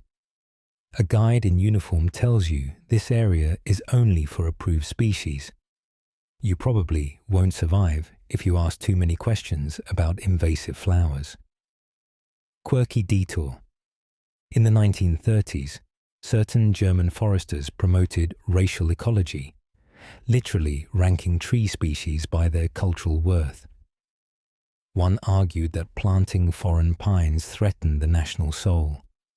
Yes, trees were politicized.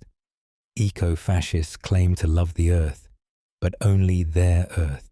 They speak of forests, soil, and rivers, but often as metaphors for ethnic identity or national purity.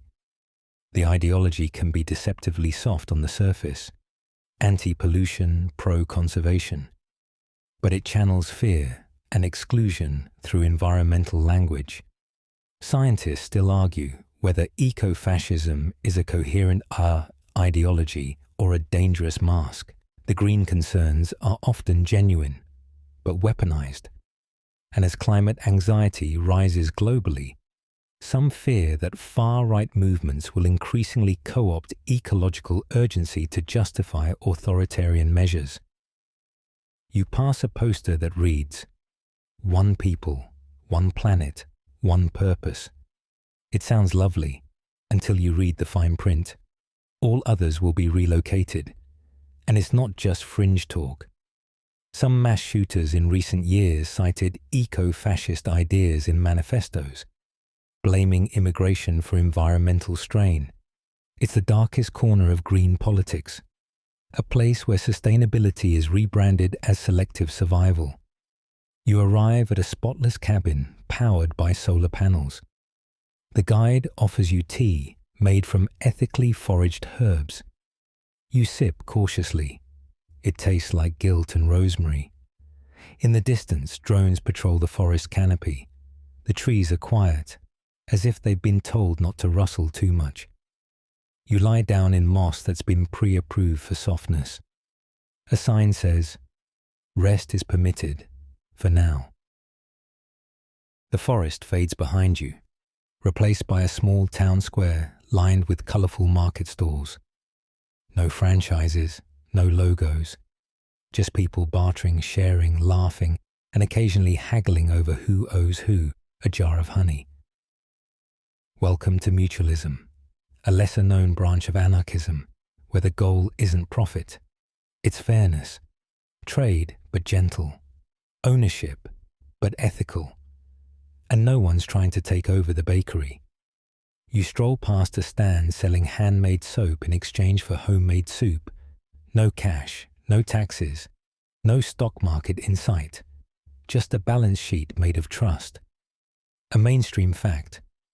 Mutualism was originally developed by Pierre-Joseph Proudhon in the 19th century, the same philosopher who famously declared, "Property is theft." But he didn't mean all property, just the kind that allows someone to profit from another's labor.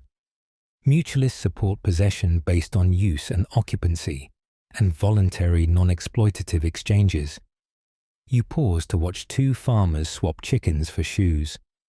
There's a spreadsheet involved, but it's charmingly scribbled on a napkin. You probably won't survive here if you insist on charging interest. Here's a quirky tidbit. Proudhon once proposed a people's bank that would issue interest-free loans and function on mutual credit. Think of it as a credit union run by and for everyone, minus the annoying email surveys. In a mutualist system, hierarchy is discouraged and markets are decentralized. Imagine a web of small producers, worker co-ops, and local currency systems all cooperating to meet needs, not maximize gains. It's capitalism without capitalists, socialism without the state.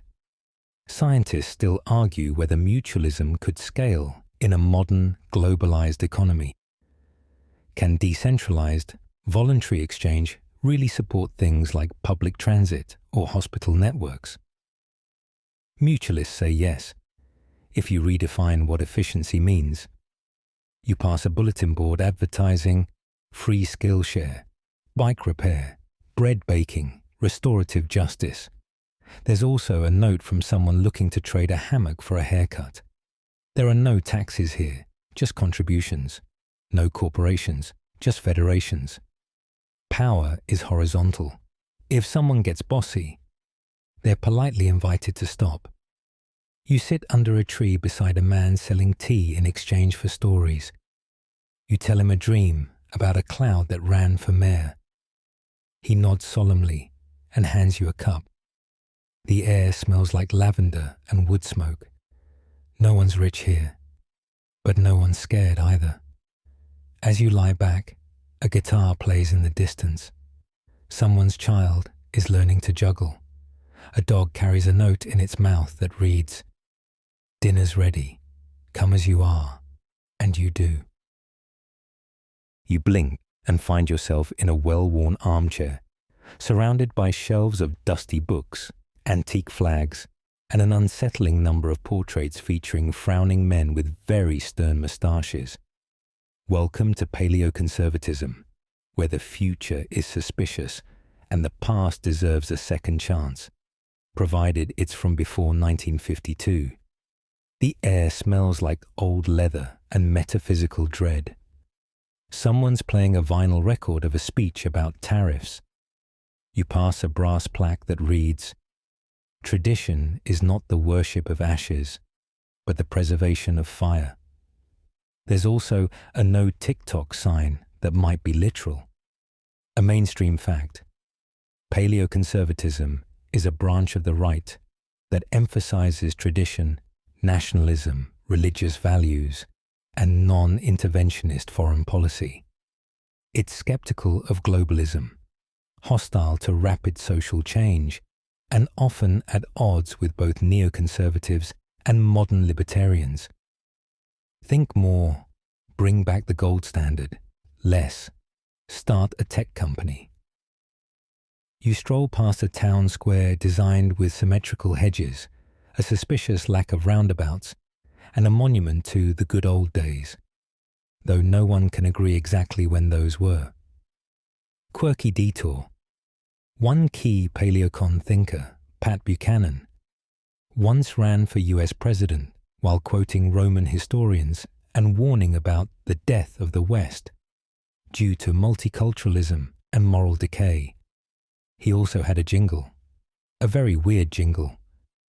Paleocons believe in border security, cultural homogeneity, and the idea that too much modernity has made society fragile. They're the ideological equivalent of shouting "slow down" to a speeding Tesla, while holding a well-thumbed Bible in one hand and a powdered wig in the other. Scientists still argue whether Paleo-Conservatism is a legitimate reaction to globalization and liberal overreach, or just rebranded nostalgia with a side of fear. Supporters say it's about protecting identity, sovereignty, and tradition. Critics say it's a selective history lesson written in cursive. The furniture in this place is very heavy. So are the opinions. You hear a spirited debate about why jazz music was the beginning of the end. Someone blames fluoride. Someone else misses telegrams. There's a sense of control here, of fixed roles, moral certainties, and neatly trimmed lawns. But beneath the surface is a deep anxiety that something sacred has been lost, and no one's coming to find it. You sit near a fireplace where someone is silently reading the Constitution underlined with a quill. They glance up, nod once, and return to their footnotes. You rest your head against a cushion embroidered with the words faith, family, flag. A phonograph plays a lullaby version of a national anthem. Outside, the world may be changing. But here, in this small pocket of sepia-tone memory, it's always yesterday, and you're just in time for tea. When your eyes flutter open, the tea has gone cold, and so has the world around you. You're now in a half-abandoned warehouse lit by candlelight and graffiti. There's no flag, no anthem, no center. Welcome to post-left anarchy, the anti-everything ideology that even anarchists find confusing, or liberating, or maybe both. Here, all structures are suspect, especially the ones built to replace the old ones. You walk past a wall where someone scrawled, "No gods, no masters, no labels, no coffee loyalty cards." There's a sleeping bag underneath, stitched from protest banners and probably irony. A mainstream fact. Post-left anarchy emerged in the late 20th century as a critique of traditional leftist thought. It rejects not just capitalism and the state, but also left-wing orthodoxy, party lines, ideological dogma, and even the idea of revolution as career path. Think less, seize the means, and more, maybe we don't need means at all. You stumble into a zine library housed in an old refrigerator. Titles include Anarchy is a Feeling and How to Occupy Your Mind. There are no librarians, just vibes. Quirky note. Some post-leftists cite the Unabomber's manifesto with uncomfortable frequency, not to endorse it, but as a symbol of anti-tech resistance. Others write poems about mushrooms.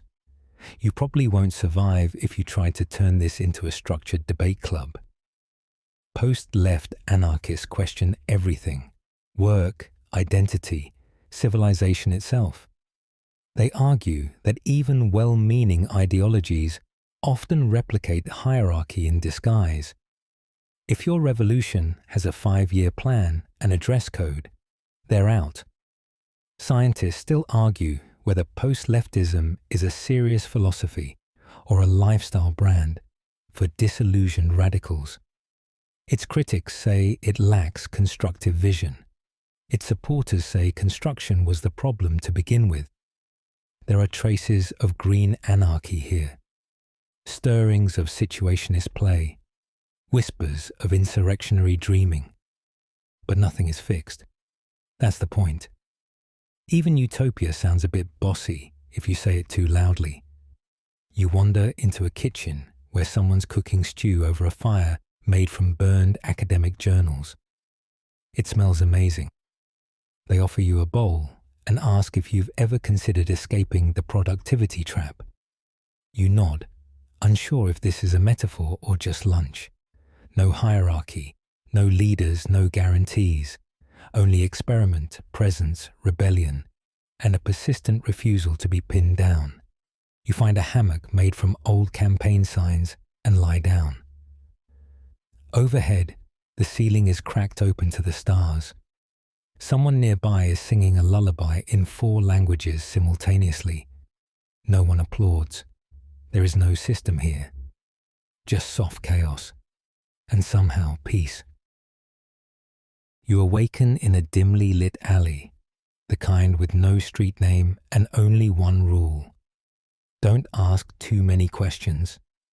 Welcome to agorism, where the free market isn't just a preference, it's an act of rebellion. Everything here operates just outside the law and just inside your conscience.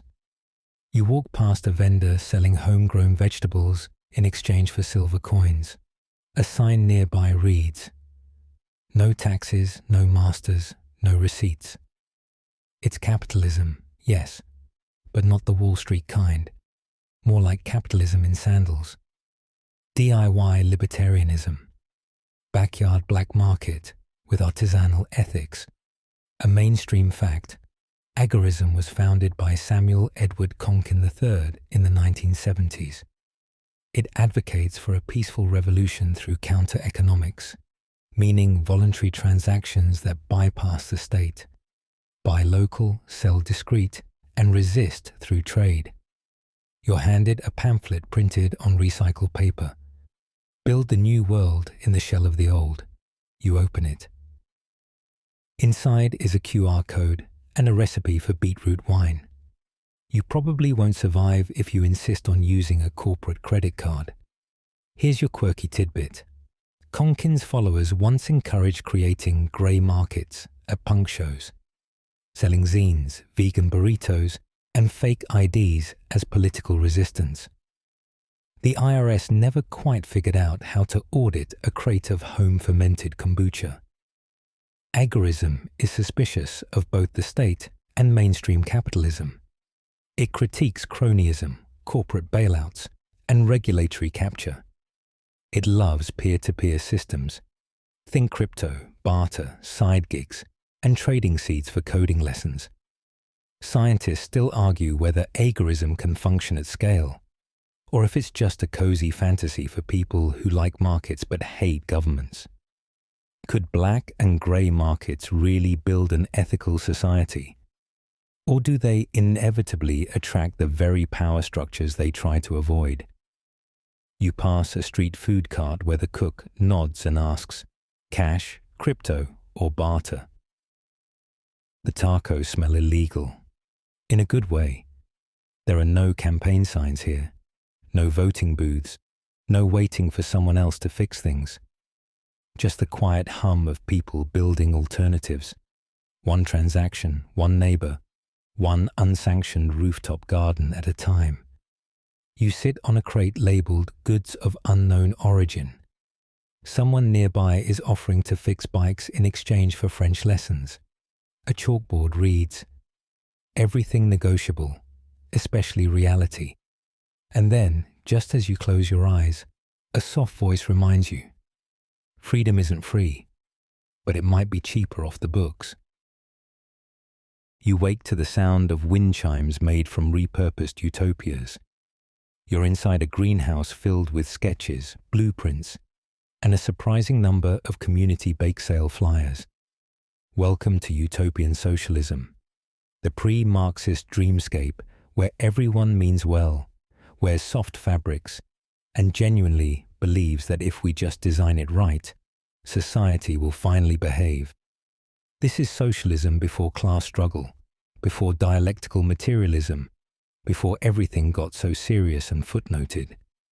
You stroll past murals of beaming villages, circular town squares, and farms where no one ever argues about shift schedules. A mainstream fact, utopian socialists like Charles Fourier, Robert Owen, and Henri de Saint-Simon imagined harmonious societies built on cooperation, shared wealth, and communal living. Their ideas flourished in the early 19th century, often paired with experimental communities, some of which actually existed briefly before succumbing to debt, drama, or poorly planned plumbing. You walk into a model town called Harmonyville. Everyone here seems very rested. There's a chalkboard with a rotating kindness schedule. You're told that this week's theme is compassion in trade. You nod solemnly and accept a scone. Here's a quirky note. Fourier once envisioned future utopias featuring oceans made of lemonade. He also assigned jobs based on passions, including a specific role for people who enjoyed cleaning sewers. You probably won't survive if you demand logical consistency here. Utopian socialists believed that human behavior could be reshaped through environment, not force. That if you built the right community, designed just so, people would naturally become cooperative, generous, and free of vice. No revolutions, no gulags, just vibes, shared chores, and idealism held together with honey and non-hierarchical hugs. Scientists still argue whether their failure was due to naivety or the inherent chaos of human nature. Can you plan happiness? Can you regulate selflessness without also regulating resentment? You pass a school where children are learning geometry and emotional self-regulation. There are goats nearby. One is wearing a hat labeled education volunteer. There are no police here, just conflict mediators named Jasper. Money exists, but barely. Decisions are made in long, consensus-based meetings fueled by herbal tea and sincere eye contact. As you sit in a garden of perfectly aligned sunflowers, someone offers you a booklet titled "Let's Just Try It Differently, okay?" It's handwritten, illustrated, surprisingly convincing. You lie down in a hammock woven from recycled intentions. A flute plays in the distance. No one needs anything. No one owns anyone. No one even rushes. And just as your breathing slows, someone softly says, "Welcome. You're already home." You awaken on the edge of a tidy little village. No walls, no fences, but every building has exactly the same minimalist design, and the street lamps hum with quiet restraint. Welcome to Monarchism, where the government exists, but only just. It handles a few things: courts, cops, defense. Everything else, that's your responsibility. You stroll past a town hall the size of a tool shed. It has a single desk, a rusty fax machine, and a posted note that reads, "Do not bother unless it's absolutely necessary." Underneath, someone has scrawled, "And even then, maybe don't." A mainstream fact. Monarchism is a libertarian-adjacent philosophy that advocates for a minimal state, just enough to protect individual rights and enforce contracts, but not enough to interfere in economic or personal affairs. Think, night watchman state, but with polite signage. You pass a grocery store run by a private co-op. Down the road, a security agency operates on a subscription model. You probably won't survive if you forget to read the fine print in your Emergency Response Tier 1 contract. Quirky detail. Some monarchists believe roads shouldn't be publicly owned. There are theoretical models involving pay-per-use toll chips embedded in your shoes. One early monarchist proposal involved privatizing lighthouses and billing nearby ships monthly. No one figured out how. The minarchist dream is clear. You live freely, without bureaucrats snooping in your compost or charging you a fee to play frisbee in a park. The state protects your life, liberty, and property, and then disappears back into the hedge it came from. Scientists still argue whether monarchism is sustainable in modern, complex societies. Can you rely on market mechanisms for education, disaster relief, or contagious disease management? Or is that like handing the fire extinguisher to the nearest hedge fund? You pass a small billboard. You are free. Handle it. A man in a blazer is giving a lecture in the open air titled, "Why I Outsourced My Voting." He's using a whiteboard made of recycled libertarian novels. Still, there's peace here. The streets are clean. The businesses compete gently. There are no tax forms, but there's also no bailouts, no public safety net, and no communal swimming pool unless someone builds it with their own two hands. And someone has. His name is Greg. He's charging admission via crypto. You sit on a bench labeled private property of everyone who asks politely. It creaks agreeably. As the stars appear above this trim little town, you realize there's comfort in boundaries, especially when you choose them. You close your eyes. The night watchman passes by without a word, just a nod. You open your eyes beneath a towering bronze statue of a man pointing dramatically into the future, or possibly at a bakery. Welcome to Juche, North Korea's signature political ideology, where self-reliance, nationalism, and absolute obedience all swirl together in a single stone-faced doctrine.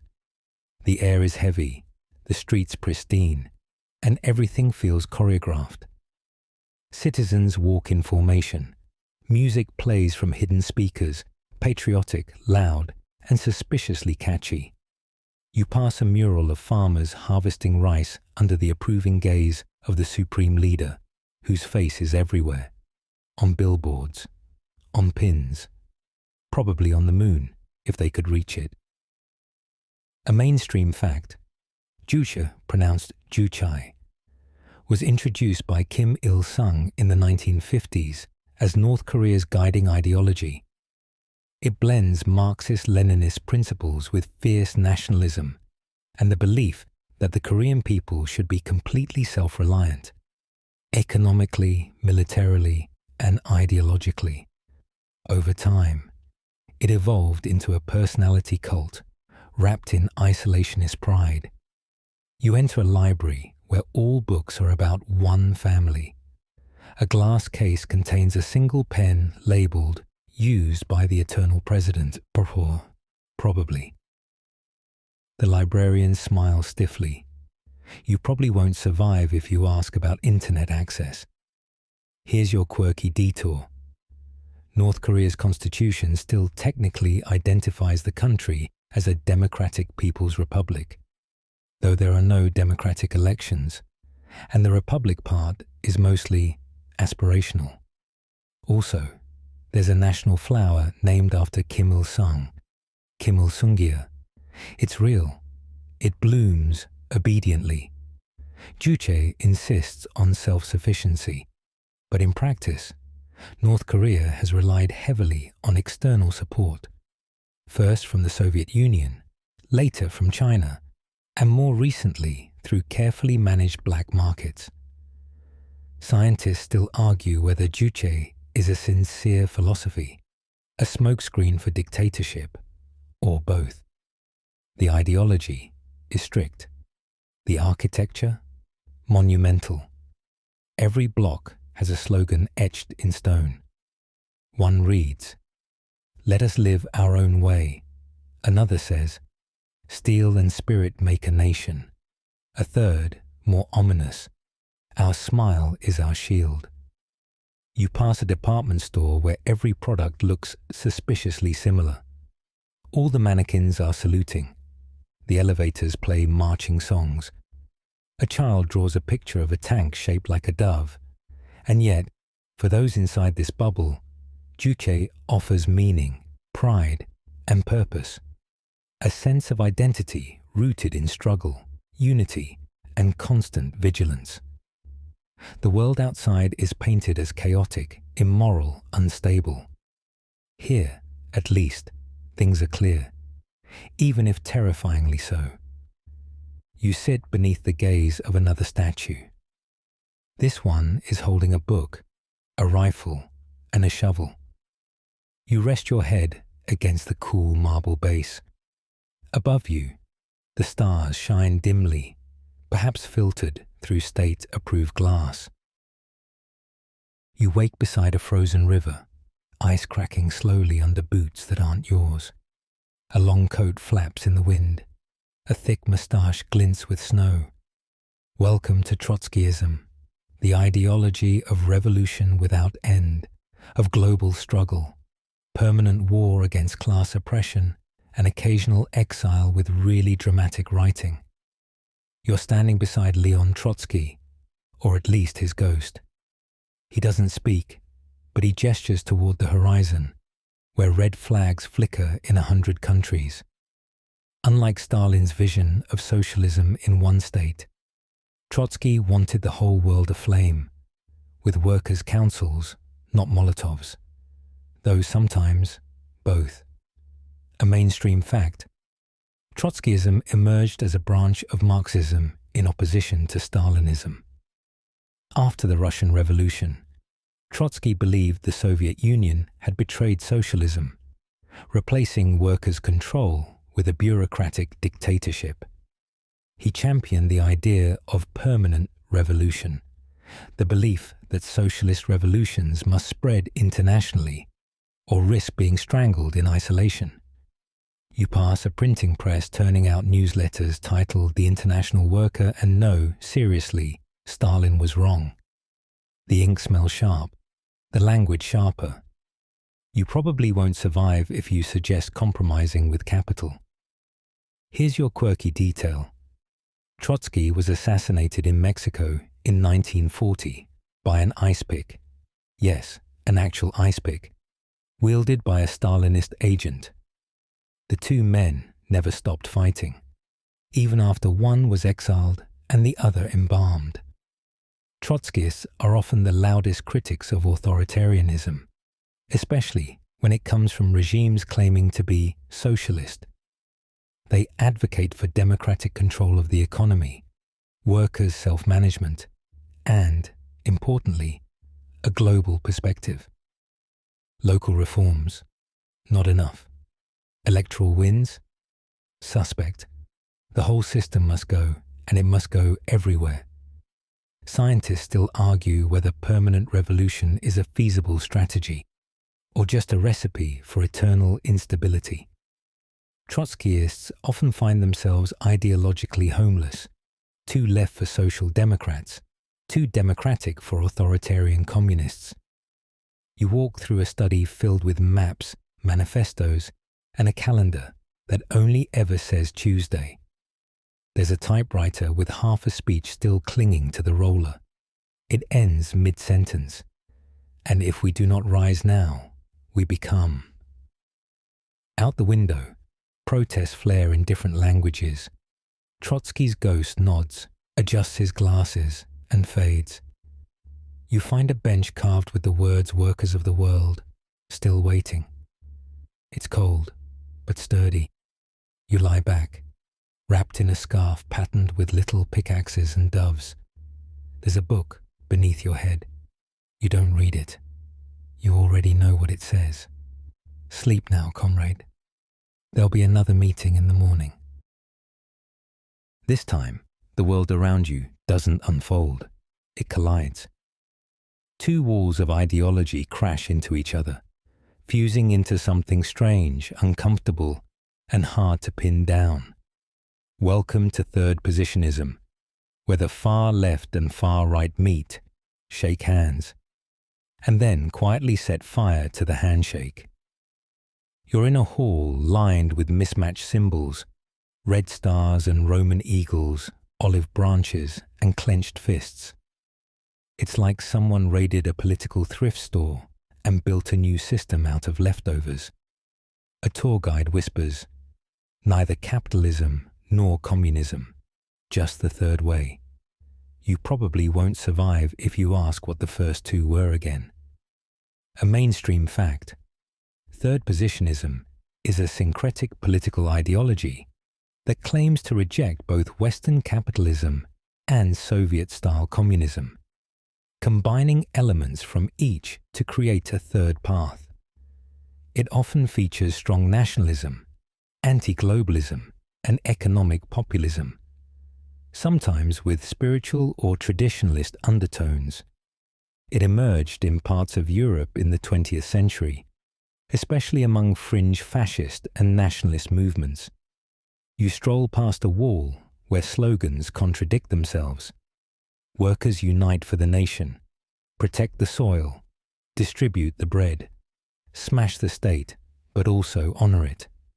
It's like reading a philosophy paper written during a fever dream. Here's your quirky detail. Some third positionist groups advocated for organic farming, anti-imperialism, and cooperative economics, while also praising authoritarian leaders and promoting ethnic purity. It's ideological fusion cuisine with very questionable ingredients. The ideology often appeals to those disillusioned with traditional categories, left versus right, progressive versus conservative. It promises a fresh alternative, but often hides regressive or extremist roots under layers of radical rebranding. Like a wolf in sheep's slogan. Scientists still argue whether third positionism is a serious political model, or just a rhetorical costume for far-right movements trying to sound revolutionary. On the surface, it calls for justice. Beneath that, often surveillance, nationalism, and hierarchical social control. You walk into a room filled with mismatched uniforms, black berets beside green fatigues, camouflage next to work boots.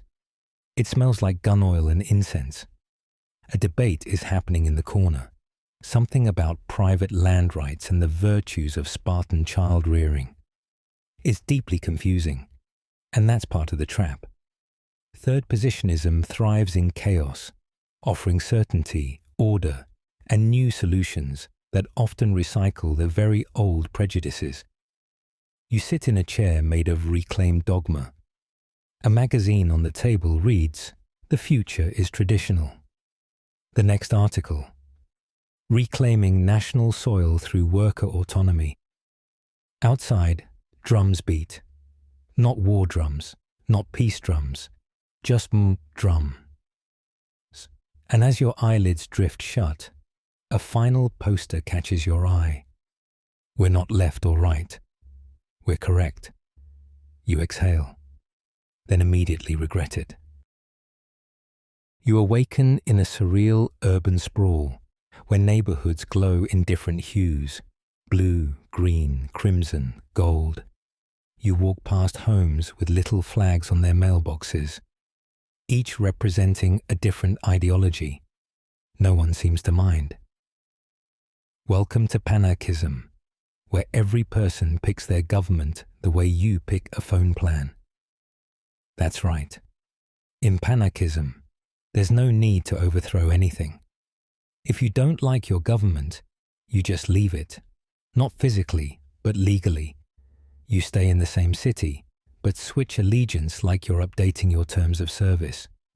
Press here to unsubscribe from monarchy. Press here for mild anarchism. Press here to keep your current settings. A mainstream fact.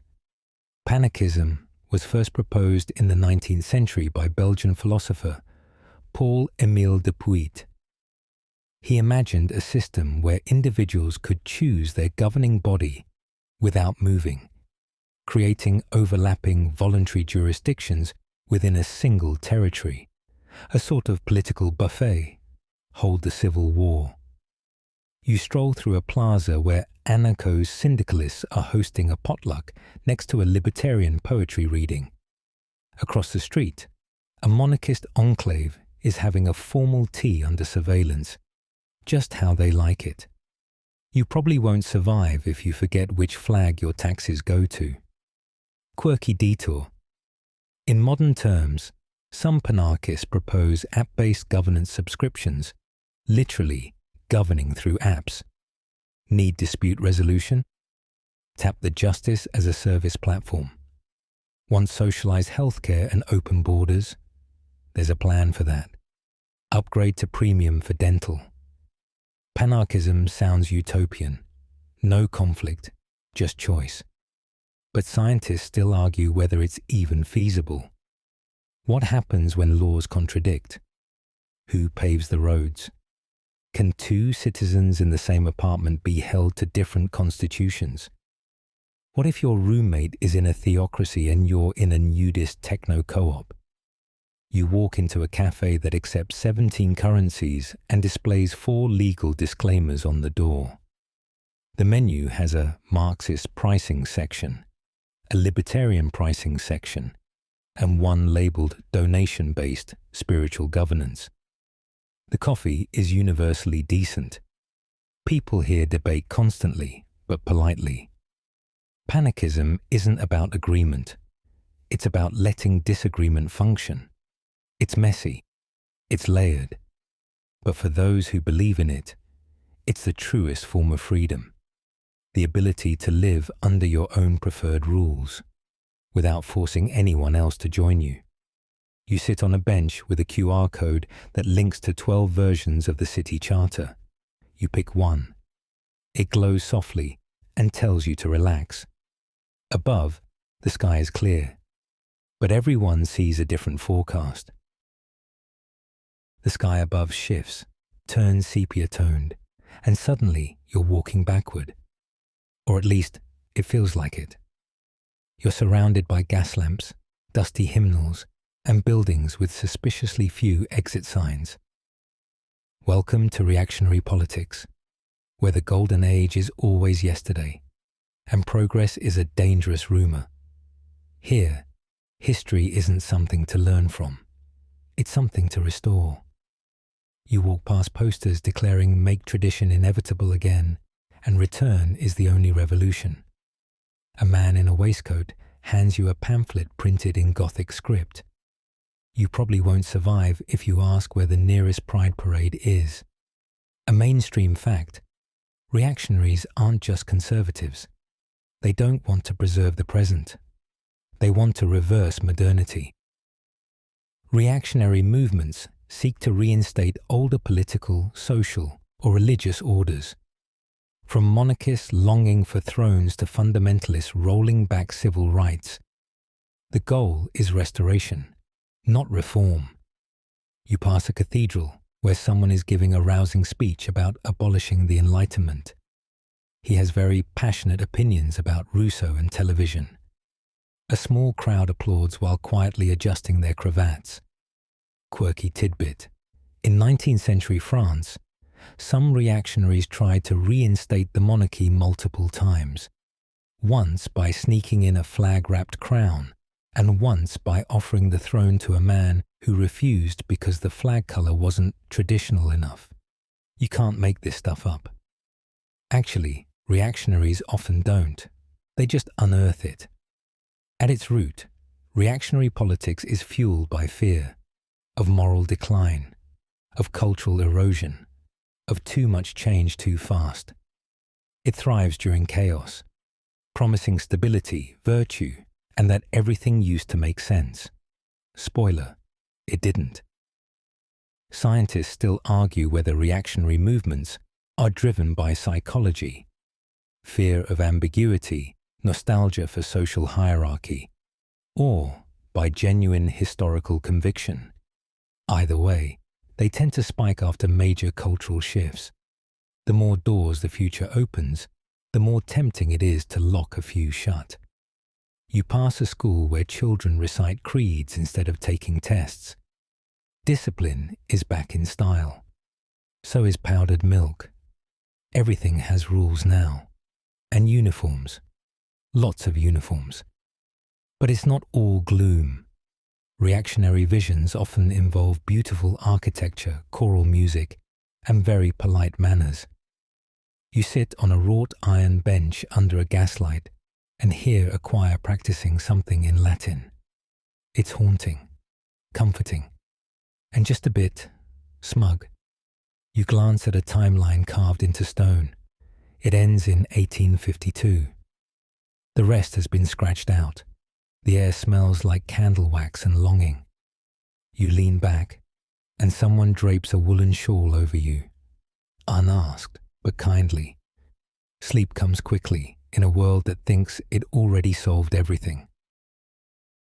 The candlelight fades, replaced by the quiet flutter of cloth in the breeze. You're now standing in a plaza surrounded by flags, not the kind waved in rage, but the kind carried gently, thoughtfully, like symbols of shared belief. This is civic nationalism, where patriotism is about ideas, not bloodlines. Here, everyone belongs not by ancestry, but by allegiance to a common civic identity. It's the soft-spoken cousin of traditional nationalism, the one that doesn't yell at borders but hands you a constitution and says, "Read this when you're ready."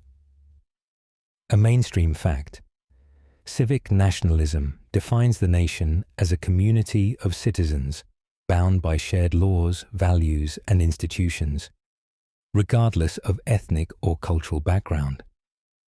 Think of the French Republic's ideal of liberté, égalité, fraternité, or the US notion of a nation of immigrants. The identity is political, not tribal. You pass a parade, not military, not partisan, just civic. People carry banners that read "Equal under law, democracy is home," and "We, the people," means all of us. You probably won't survive if you try to gatekeep based on DNA. Quirky twist. During Canada's 1967 centennial, the government released a citizen's kit that included a flag pin, an oath card, and a gentle reminder of shared civic duties.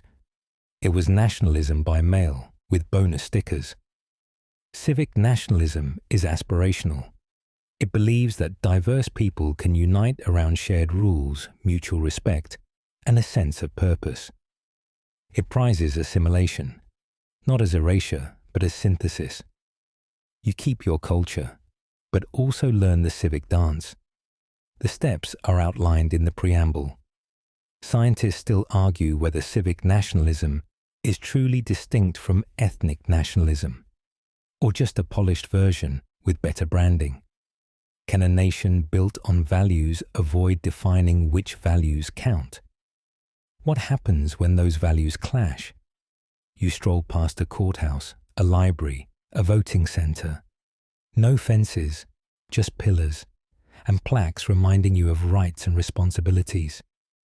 The atmosphere isn't fiery, it's formal, like a shared promise carefully recited. A group of new citizens gathers on the courthouse steps. They take an oath in many accents. One reads aloud a poem. Another holds up their country's passport like a trophy. Everyone claps. Even the pigeons look proud. There's comfort here, quiet but resolute.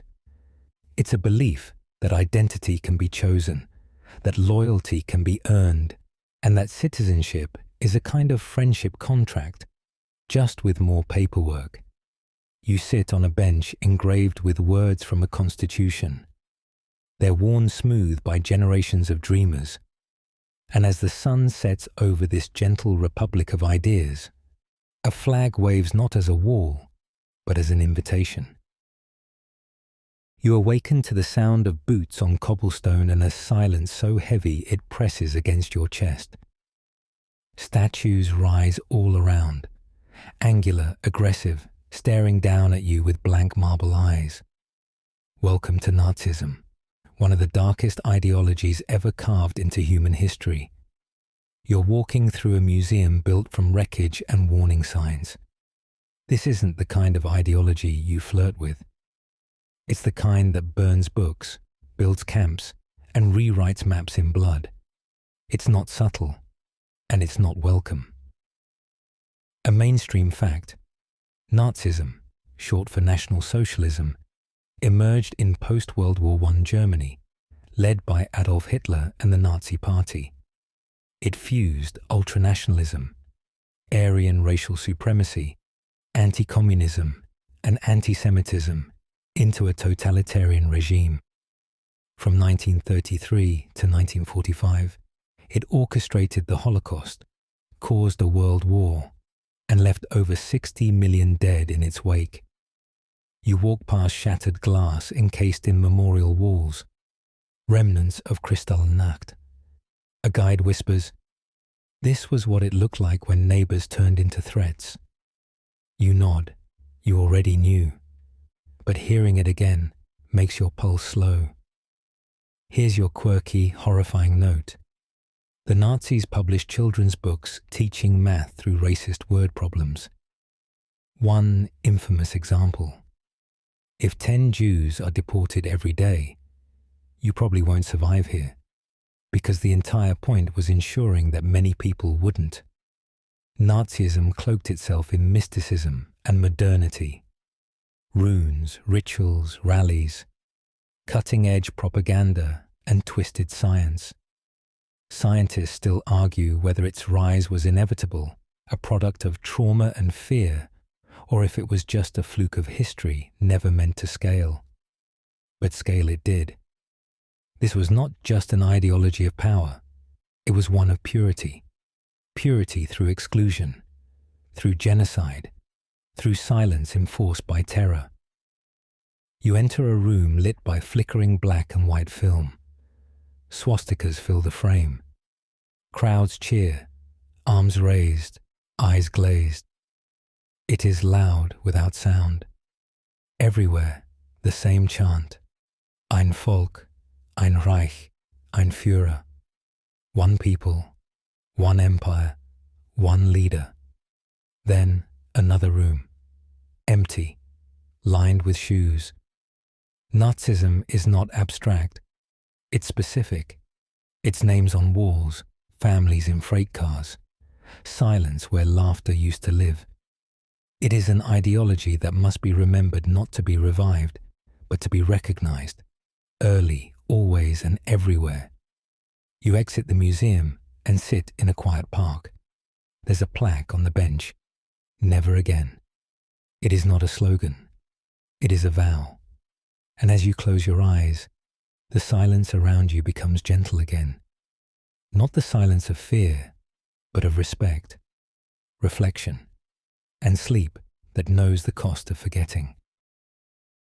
The silence gives way to softer voices, gentle, insistent, and clear. You find yourself seated in a small amphitheater carved into the earth. Around you, people gather not in protest, but in dialogue. Welcome to feminist political theory, where the personal is political, power has gender, and the questions never get simpler, just more honest. You pass a wall etched with names, many forgotten by textbooks, but not by history. A banner overhead reads, "Who speaks? Who listens? Who decides?" You already know. You probably won't survive here if you're allergic to accountability. A mainstream fact: feminist political theory critiques traditional political ideologies through the lens of gender, examining how laws, policies, and institutions often reflect male-dominated perspectives. It asks, who's included in the people? Who's considered rational, worthy, or neutral? Thinkers like Mary Wollstonecraft, Bell Hooks, Simone de Beauvoir, and Judith Butler helped reshape not only how we think about gender, but how we think about power. You walk past a circle of women weaving stories into fabric, literal tapestry as archive. One square reads, "Mothers are not a special interest group." Another, "We are not your metaphor." Here's your quirky detour. In Iceland, 1975, 90% of women staged a national strike, refusing to work, cook, or care for children. Banks closed, schools collapsed. Hot dogs became the national meal for 24 hours. One of the most effective political actions in history started with a refusal. Feminist theory isn't monolithic. There's liberal feminism, equal rights, legal parity, radical feminism, deep structural critique, intersectional feminism, accounting for race, class, sexuality, ecofeminism, linking patriarchy with environmental exploitation, and countless voices in between. Some shout, some whisper. All ask, what have you ignored? Scientists still argue whether patriarchy is cultural, biological, economic, or all three tangled in a feedback loop. Feminist thinkers argue that just asking the question changes the shape of the answer. You step into a courtroom where the laws are being rewritten, not just revised, but reframed. Consent is the foundation. Care is not weakness. And labor includes the unpaid, the unseen, the emotional, the domestic. A child asks if you've ever heard the phrase man-made world. You nod. They hand you a button. Build better. You sit on a bench made of recycled textbooks. A page flutters by. Justice is not blind. It just used to look the other way. As the sky turns lilac above this soft, strong agora, someone reads poetry aloud. We were never voiceless, just unheard. You lean back. The stone is warm. You're surrounded not by silence but by space. Space to be, to listen, to think slowly, and then, finally, to rest. The amphitheatre gives way to stained glass, incense, and soft candlelight. You're now in a chapel, but it isn't quiet. There's protest music echoing through the rafters, and someone sermonizing with a microphone instead of a pulpit. Welcome to religious leftism, where faith and justice hold hands, and politics is a prayer whispered and sometimes shouted into the streets. You pass a group of people, handing out food beside a cross draped in a rainbow flag. A chalkboard outside the door reads, Jesus fed the poor. What's your excuse? You probably won't survive if you think spirituality and socialism don't mix. A mainstream fact, religious leftism refers to movements and ideologies that blend progressive politics with spiritual belief, especially in traditions like liberation theology, Quaker pacifism, and Islamic socialism.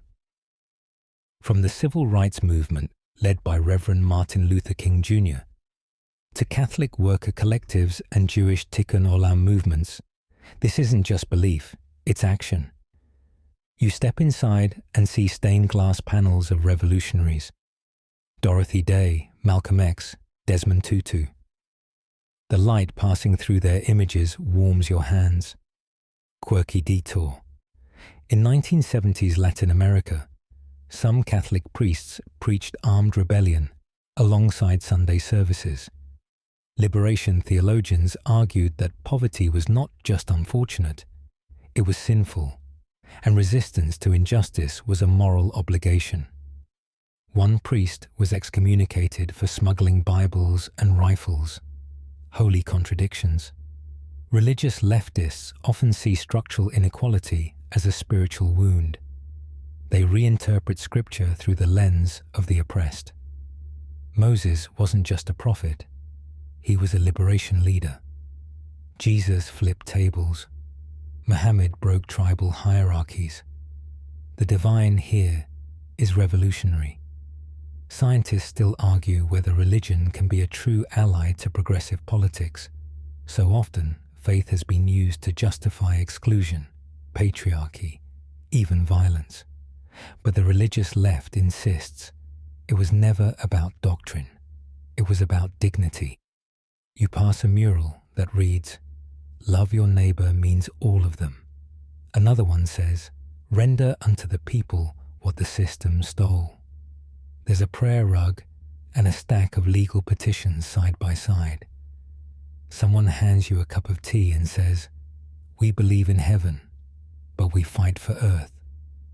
Outside, the bells ring, not to call to worship, but to remind the neighborhood that eviction court is in session and volunteers are needed. This place doesn't demand belief, only compassion, only curiosity, only commitment. You sit in a pew worn smooth by generations. The wood creaks in solidarity. Above you, a painted dome shows a sky where angels carry protest signs. You close your eyes. A hymn begins. Let justice roll down like waters, and you let it wash you into sleep. You wake up beneath a crooked wooden archway, surrounded by tangled vines, half-built tree houses, and compost bins that smell faintly of rebellion and rosemary. Welcome to Eco-Anarchism, where environmentalism meets radical decentralization, and nature has the final say. This isn't just a garden. It's a village with no leaders, no zoning laws, and no concrete. People here don't recycle. They refuse to consume. You walk past a sign made from salvaged barn wood. No authority, no asphalt. You probably won't survive if you ask where the nearest strip mall is. A mainstream fact: eco-anarchism, or green anarchism, combines ecological concern with anarchist principles. It critiques not just capitalism and the state, but industrial civilization itself. Think small, self-sufficient communities living in harmony with nature, rejecting hierarchy and mass consumption. No bosses, no borders, just broccoli. You wander through a food forest maintained by collective agreement and shared tools. No one owns the land, but everyone knows which herbs not to over-harvest. There's a small library built from clay and bottles. Its most borrowed title: How to Dismantle a Dam Without Getting Wet. Quirky detour. One influential eco-anarchist, John Zerzan, argues that even language and timekeeping are forms of control. He dreams of a pre-civilizational world, hunter-gatherer societies where people were freer, happier, and definitely not stuck in Zoom meetings. Here, everything is local: food, politics, decision-making. The community runs on direct democracy and consensus. It's not always fast, but it is fair, eventually. A sign tacked to a tree reads, "Patience is revolutionary." Scientists still argue whether modern societies can return to pre-industrial, decentralized living without collapse. Critics say it's romanticized. Defenders say the real fantasy is infinite growth on a finite planet. You pass a group holding a Skillshare on solar ovens and mushroom cultivation. No one's selling anything, but you're welcome to trade knowledge or snacks. A child rides past on a bicycle made from 4 other bicycles. It somehow works. There's no money here, no police, no central planning. But somehow, the compost is hot, the solar panels gleam, and someone just fixed a leaking rain barrel with moss and wire. You sit beside a fire pit where someone is reading aloud from a tattered book of poetry. Others nod, sip nettle tea, and pass around hand-stitched blankets made from old band tees. Above you, wind moves through the trees, not loudly, but with intention. You lie back on a hammock strung between an apple tree and an anarchist notice board. There are no rules here, just responsibilities, just reciprocity, just rest. And as your breath slows, someone whispers, "The earth doesn't need saving. We just need to stop hurting her." You awaken in a room that shifts as you do, mirrors on the walls, each reflecting a different version of you. One with braids, one in a wheelchair, one wearing a sash that says, "Ask me about colonialism." Welcome to identity politics, where who you are is political, and visibility is the first revolution. This isn't a battlefield. It's a chorus. Different voices, tones, rhythms, all insisting on being heard, not blended. You step into a hallway where every door leads to a different experience, each with its own joys, griefs, and power structures. You probably won't survive if you ask, can't we all just be the same? A mainstream fact, identity politics refers to political positions based on the interests and perspectives of social groups with which people identify, such as race, gender, sexuality, disability, or religion. It rose to prominence during the civil rights and feminist movements of the 1960s and has since evolved into a wide-reaching framework for political expression and representation. You pass a mural being painted live, each brushstroke by a different hand. One side reads Black Lives Matter, another, Trans rights are human rights, another, Nothing about us without us. Quirky detour. The term identity politics was first popularized by the Combahee River Collective, a group of black feminist lesbians who, in 1907, wrote a manifesto calling for the liberation of all oppressed people through the liberation of themselves. No joke, it's one of the most intersectional documents ever written on a typewriter. This space is layered. Identity politics doesn't just ask who holds power, but how that power interacts with identity. It examines privilege, systemic bias, and the way institutions often pretend to be neutral while quietly choosing sides. Scientists still argue whether identity politics unites or fragments movements. Some critics call it divisive, arguing it focuses too much on difference. But supporters say difference is the point, and ignoring it doesn't make it go away. You pass a workshop in session. The whiteboard reads, Decentering the default. The chairs are arranged in a circle. No podiums, no monologues. Everyone gets a turn. And the first rule is, speak only from your own experience. The world here is not trying to be colorblind, gender blind, or culture neutral. It's trying to see clearly and let everyone narrate their own story. You sit on a patchwork cushion sewn from dozens of different flags, none dominant, none erased. Someone offers you tea and asks your pronouns. You answer. They nod. And as you lean back, mirrors still flickering. One phrase echoes. You are not alone, and you are not interchangeable. Sleep finds you gently in this room of reflections. Not sameness, but belonging.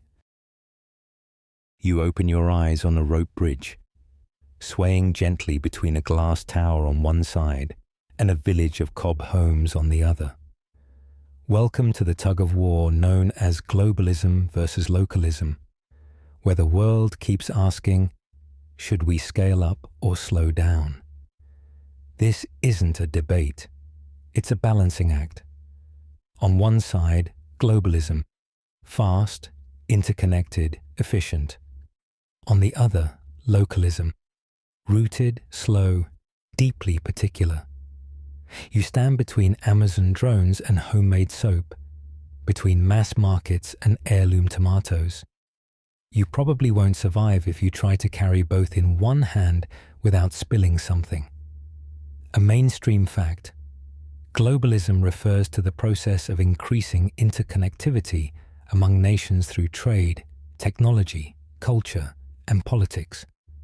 Localism, in contrast, advocates for community-level solutions, self-reliance, and resistance to homogenization. Both have their champions and their casualties.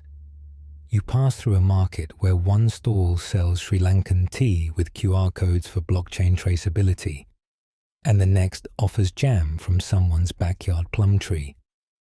One side advertises global trade means peace. The other says shorten the supply chain before it snaps. Quirky tidbit.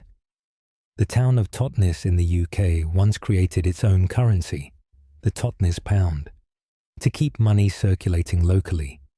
You could buy bread, books, and bike repair, as long as you didn't try to spend it at Starbucks. Globalism promises mobility, innovation, choice. It's the dream of borderless potential, air travel, streaming platforms, sushi in Saskatchewan. But it also flattens culture, concentrates wealth, and spreads crises as fast as solutions. Localism, meanwhile, offers resilience. In an energy crisis, it's the farm next door that saves you, not the shipping container still waiting at port. It's community councils, barter systems, shared tools. But it can also become parochial, exclusionary, or just inefficient. There's a reason not every town has a cardiologist. Scientists still argue whether globalism and localism can truly coexist, or if they're locked in an economic seesaw. Can we build global cooperation without sacrificing the local soul? You pass a community center hosting a Zoom meeting about seed sharing across 3 continents. A sign reads, "Think globally, act locally, or just don't be a jerk." You sit at a picnic table where someone's comparing fair trade coffee prices while planning a regional bike festival. A goat walks by with a tiny flag labeled "Decentralize Me." You exhale. The breeze carries the scent of distant spices and freshly dug earth. Somewhere, a cargo ship docks. Somewhere else, a neighbor hands a jar of pickles over a fence. You lie back, balanced in the middle of the bridge. The planks creak. The cables hold. The view goes forever in both directions.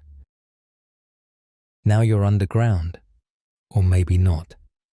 It just feels hidden. Dim lights, servers hum, a smell of ozone and anxious freedom.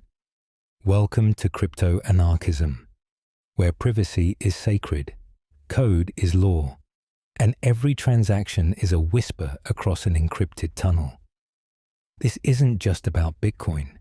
It's about dismantling state control with algorithms. You pass a hallway of QR codes, digital graffiti, and posters that read, "Encrypt everything. Trust no middleman." Someone hands you a USB stick and vanishes. You probably won't survive if your password is 1234. A mainstream fact: crypto-anarchism is a movement that uses cryptographic tools to resist surveillance and promote individual liberty, often with an anti-state, pro-privacy slant. Rooted in the 1980s cypherpunk movement, it envisions a society where governments can't control money, identity, or communication, because everything is mathematically untraceable. You stroll past vending machines that accept only Monero. A vending smart contract offers herbal tea, but you have to scan your iris to prove you're not a bot. Around you, terminals glow softly, displaying peer-to-peer exchanges, encrypted chats, and a black market listing for data liberation bundles. Quirky detour. In 1995, Phil Zimmermann, creator of Pretty Good Privacy, PGP, was nearly prosecuted for exporting encryption, which the US treated as a form of military weaponry. His crime? Uploading a tool that made email unreadable to snoopers. Crypto-anarchists aren't just techies. They're rebels with keyboards. They believe privacy is not just a right. It's armor. Every line of code is resistance. Every blockchain node is a fortress. Scientists still argue whether crypto-anarchism empowers democracy or just enables crime. Critics point to dark web markets, ransomware gangs, and speculative bubbles. Supporters counter. Centralized power creates far worse abuses, and decentralized tools are the last line of defense. You peek inside a DAO temple, a digital autonomous organization, where decisions are made by token votes, not leaders. Governance here is fluid, open source, and possibly run by a collective of alpaca-themed avatars. No one knows for sure. There are no borders in crypto-anarchy. just pseudonyms. No taxes, just transaction fees. No permits, just protocols. Here, your ID is a string of characters. Your reputation? Measured in uptime and code commits. You sit on a hard plastic chair beside a 3D printed bust of Satoshi Nakamoto, founder of Bitcoin, who may or may not be real. A neon sign flickers above. Freedom through obfuscation. You close your eyes to the whir of server fans and distant clatter of keyboard keys. A lullaby of code. And just before you sleep, someone whispers, "We don't break laws, we render them irrelevant." You wake to gentle humming, not machines this time, but bees. You're surrounded by flowers, winding paths, and an odd number of wind chimes. Everything smells like lavender and compost tea. Welcome to Communitarianism, where the focus isn't you, it's us. There's no central square here, just clusters of conversation. Neighbors tending gardens, teens painting murals, elders playing chess with kids who cheat gently. You pass a carved wooden sign, belonging before belief. You probably won't survive if you're deeply allergic to potlucks. A mainstream fact, communitarianism is a political and philosophical stance that emphasizes the role of community in shaping individuals. It argues that personal identity, rights, and responsibilities arise from shared social and cultural norms, not just abstract liberties.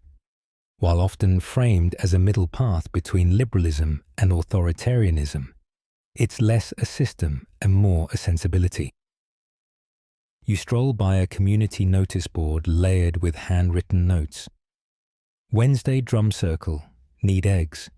Take 2, and lost. Moral compass, last seen near the book club. Here's your quirky twist. Some communitarian thinkers suggest a civic virtue tax. You pay not just in currency, but in hours volunteered. Bake a pie for the town meeting? That's 2 hours of moral credit. Pick up litter with mild enthusiasm. 1 bonus hour and a sticker. Communitarianism critiques extreme individualism. It argues that a society built only on self-interest becomes brittle, lonely, and transactional. Rights matter, yes, but so do relationships. Values, rituals, shared meals and town halls and deeply inconvenient consensus votes.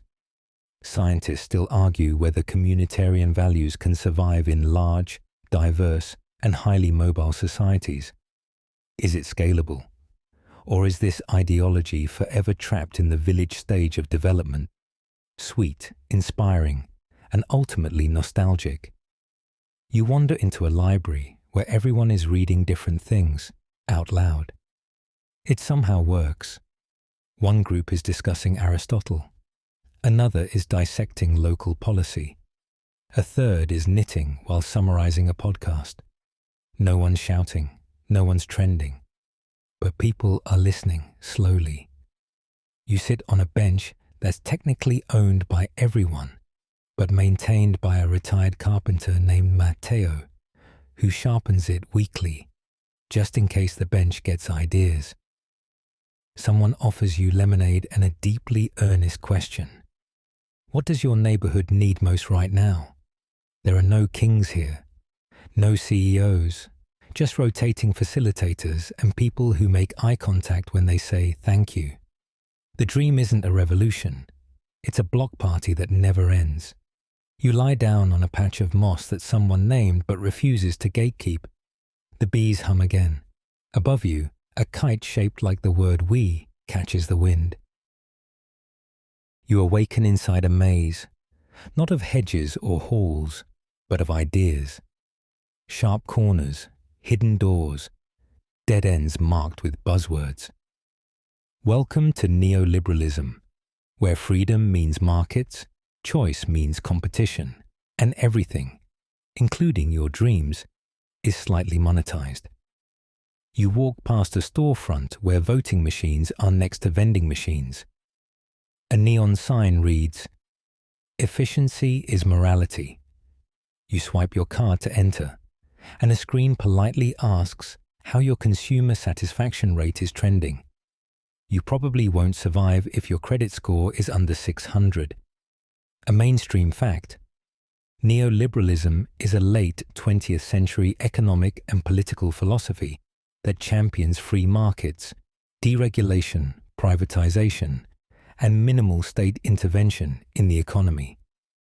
Popularized by leaders like Reagan, Thatcher, and later spread globally through institutions like the IMF and World Bank, it treats market mechanisms as the best, or only, solution to societal problems.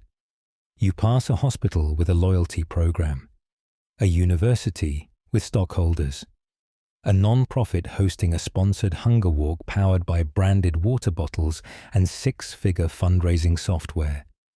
Everything's optimized, everything's streamlined, and somewhere, a small part of your soul is being offered at 10% off during fiscal Q3. Quirky detour. Chile was an early test site for neoliberal reforms in the 1970s under Pinochet, guided by economists trained at the University of Chicago. They were called the Chicago Boys, which sounds like a jazz trio, but feels more like a consulting firm with a dark twist. Neoliberalism sees the state not as a provider, but as a referee. Its motto? Get out of the way and let the market work. Except, sometimes the market forgets it's supposed to work for people. Scientists still argue whether neoliberalism lifted millions out of poverty through globalization, or concentrated power into the hands of a few while eroding public goods and deepening inequality. Depends on which chart you're reading and who funded it. You wander into a conference room where buzzwords are being passed around like hors d'oeuvres. Public-private partnerships, market-based solutions, social entrepreneurship. A man in a headset gives a TED Talk titled "Disrupting Education Through Subscription Models." There's no dictator here, no party line. Just invisible hands guiding everything softly, slowly, and with ROI projections. Freedom is rebranded consumerism. Activism becomes branding.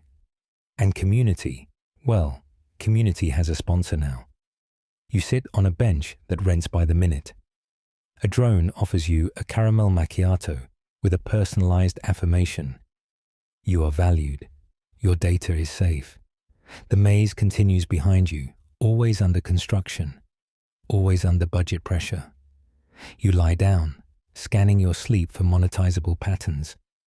And as your eyes close, a billboard in your mind flickers. You are not the product, except sometimes. Sleep tight. You're drifting now, up, over the maze, above the metrics, into cool, slow skies filled with questions. Welcome to post-politics, the ideological cul-de-sac, where some believe we've moved beyond ideology altogether. No more left, no more right. Just technocrats, pragmatists, and the haunting glow of neutrality. You land in a city where nothing is branded, but everything is curated. Algorithms manage traffic, resource allocation, even civic mood. A sign at the station reads, "Ideology, no thank you. We use dashboards now. You probably won't survive if you bring up dialectical materialism at the town hall, unless you have a bar chart." A mainstream fact. Post-politics describes the belief, or illusion, that modern governance can transcend ideological conflict through technocratic management, data-driven policy, and consensus-based administration. It's often associated with center-left and center-right governments converging on economic liberalism while avoiding polarizing debates. You pass a municipal drone issuing parking citations with an apology. City council elections are happening, but all the candidates are from the same party. wearing slightly different shades of grey. A kiosk asks, "How satisfied are you with your neutrality today?" You hesitate. It thanks you anyway. Quirky detour. Some post-political cities have experimented with deliberative democracy panels chosen by lottery. Basically, civic jury duty, where citizens debate zoning laws over fair trade coffee. It's ideal in theory, but it's unclear if anyone ever makes it to the end of the housing spreadsheet. In post-politics, ideology is passé, viewed as noisy, outdated and unhelpful. Better to run things like a business, better to fix than fight. Conflict is managed, not engaged. Emotion is dampened. Passion, a little unprofessional. Scientists still argue whether post-politics is a genuine evolution of democracy or a soft form of depoliticization, where real debate is replaced with managerial efficiency and glossy PDFs. Critics say it's less utopia, more sedated status quo.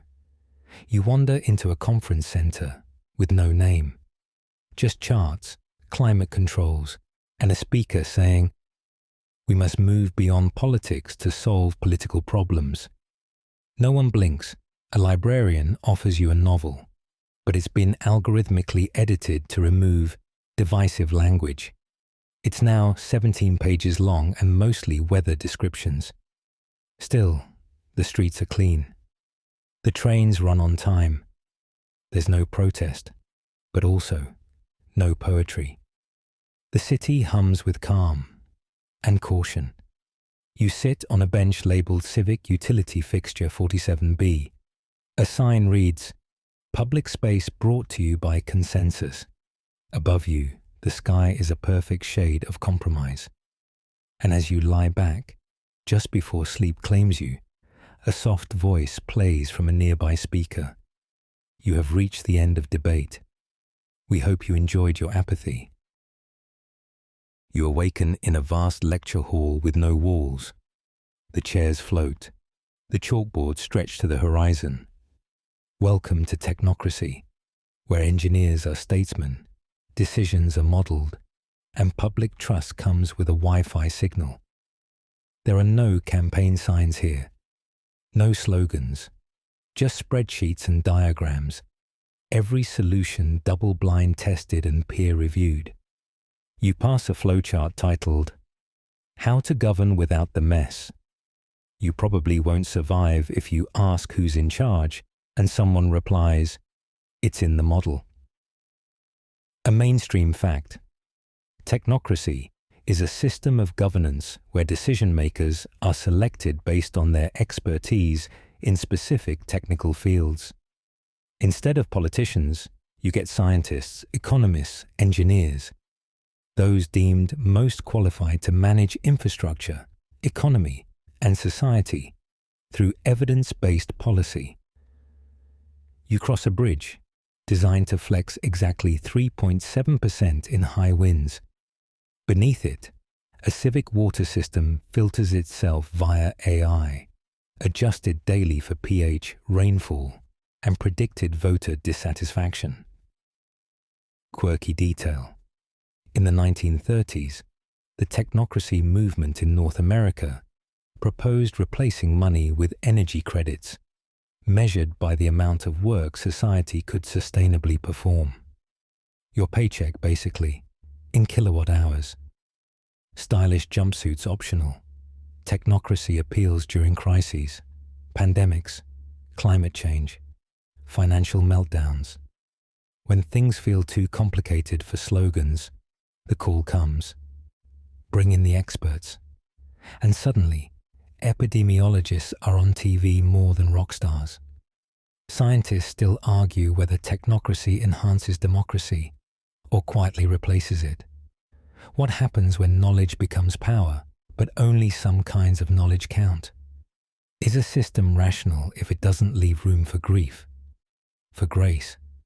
You pass a giant screen running simulations, traffic flow, carbon footprints, population density.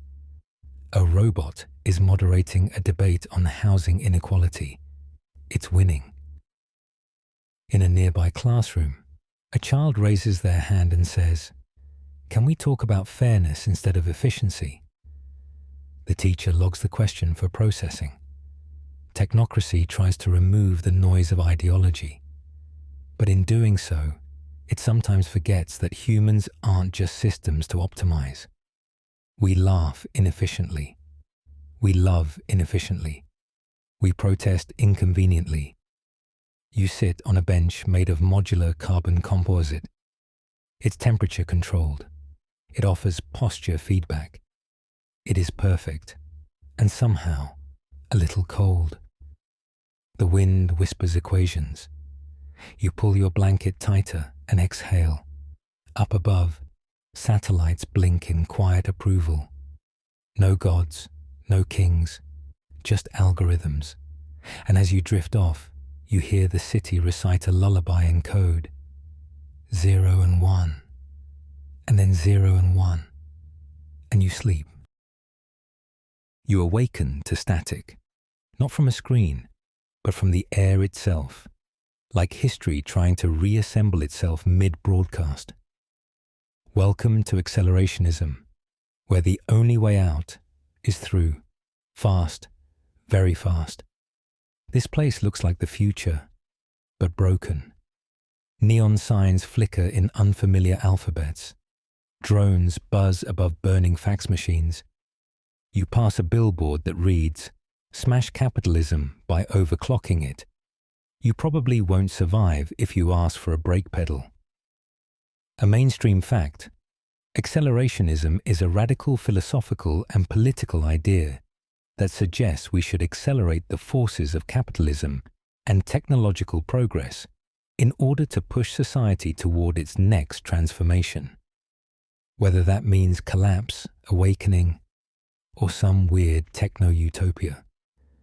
You wander through a shopping mall where no one shops anymore, just swaps algorithms, attention, and NFTs made from social uprisings. A podcast plays overhead. The only way to dismantle the system is to max it out until it crashes itself. Quirky detour. Some left-leaning accelerationists hope that pushing capitalism past its limits will cause it to break down, creating space for post-capitalist alternatives. Meanwhile, right-leaning accelerationists dream of post-human futures governed by AI, markets, and sometimes outright chaos. A rare case where the horseshoe theory spins like a blender. Accelerationism is less a movement than a current, part philosophy, part dare, part glitch. It refuses reform. It mocks nostalgia. It worships momentum. Not everyone understands it. Some aren't supposed to. Scientists still argue whether accelerationism is brilliant or reckless, strategy or aesthetic. Is this radical critique or just nihilism in a leather jacket? You pass a broken ATM that spits out cryptic slogans instead of cash. A bus stop advertises the singularity, coming in 7 to 500 years. A cyberpunk-looking teen hands you a flash drive and says, "There's no manifesto, just memes." In this world, politics becomes performance. Economics becomes experiment. Collapse isn't feared, it's cultivated. The vibe is a cross between Silicon Valley pitch deck and Marxist rave flyer. You sit on a bench made from melted smartphones. It vibrates softly, keeping time with a beat you can't quite follow. Above you, drones form the words, "Let the future eat itself." Then scatter. You close your eyes as the horizon splits into fragments. Speed, sound, smoke, speculation. Everything accelerates, including your heartbeat. And just before sleep crashes your operating system, you hear someone mutter, "Revolution won't be televised, but it might be live-streamed in 6K. You're lying in a field now, not a metaphorical one, a literal golden field under a wide sky that smells like wheat and wood smoke. There are no walls, no speakers, no bureaucrats, just slow wind, birds overhead, and someone nearby carving a flute from a branch.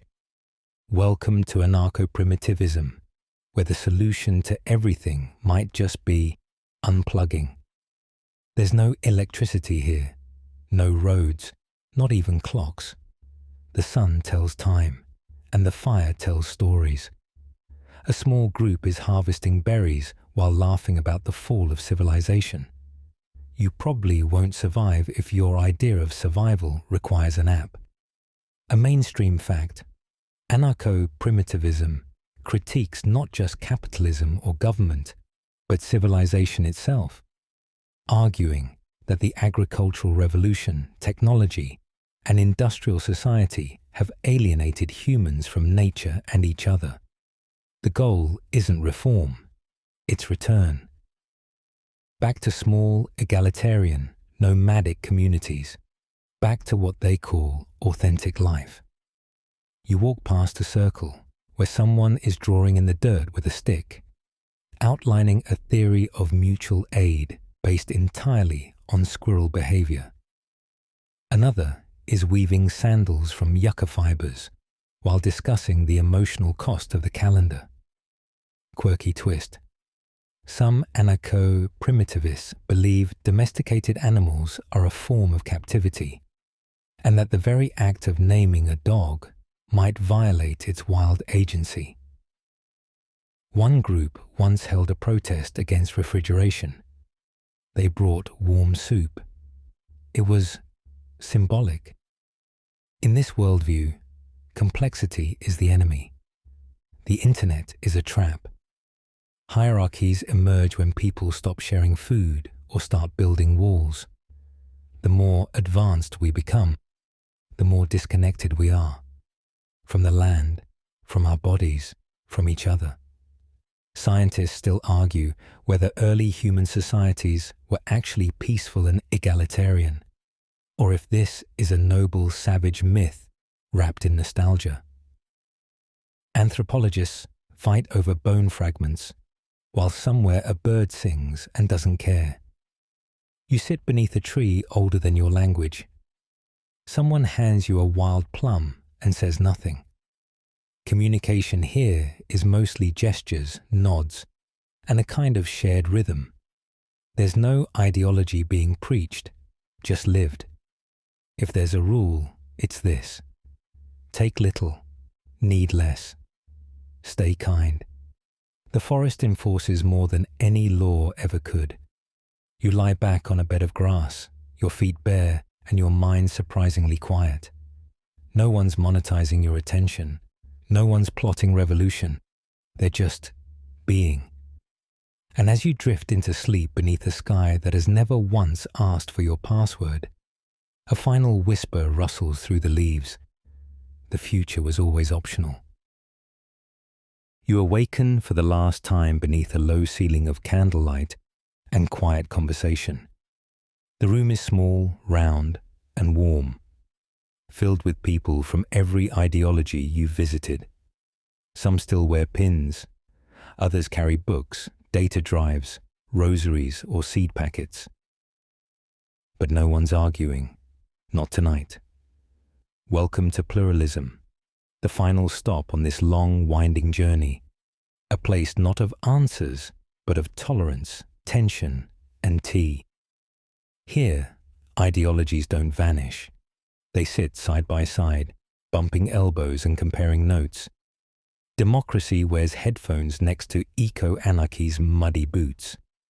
A conservative sips soup beside a feminist weaving a banner. You probably won't survive if you still believe anyone has the answer. A mainstream fact.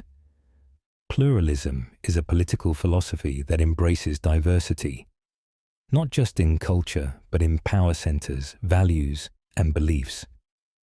It argues that society is healthiest when multiple groups coexist and influence public life, preventing any single voice from dominating the others.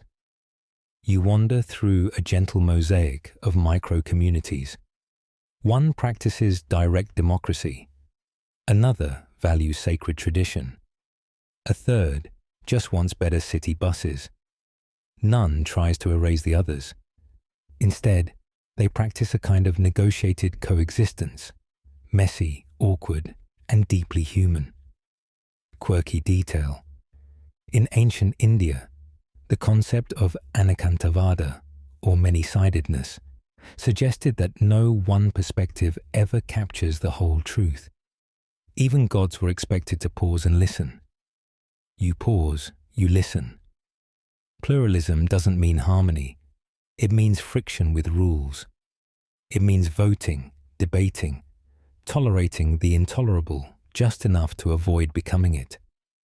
It's a constant balancing act between freedom and fairness, expression and empathy. Scientists still argue whether pluralism is sustainable in an age of global crises and algorithmic echo chambers. Can real dialogue exist when every opinion is a brand? When disagreement feels like danger? And yet, you look around. A Trotskyist offers soup to a monarchist. A libertarian joins a community cleanup. A trans activist gives directions to a priest. No one's trying to win, just to stay in the room. You sit down on a well-worn cushion in a circle of mismatched ideologies. Someone asks how you got here. You say, I walked through every idea I could find. Everyone nods like that makes perfect sense. Above you, the roof is open. The stars haven't changed. You lie back, exhale, let go. And now, let your mind settle, like dusk on still water. Let the echoes of slogans and manifestos blur into distant memory. All those ideas, all those visions, flawed, fiery, fascinating, fade into mist. The stars above don't care which flag you waved or which page you underlined. They've seen every empire rise, every system collapse, every hope rekindled. Let their indifference comfort you. Let your thoughts soften like old paper, like ash. You've wandered through centuries tonight. Now it's time to rest, in a world where questions remain, but for now they can wait. Sweet dreams.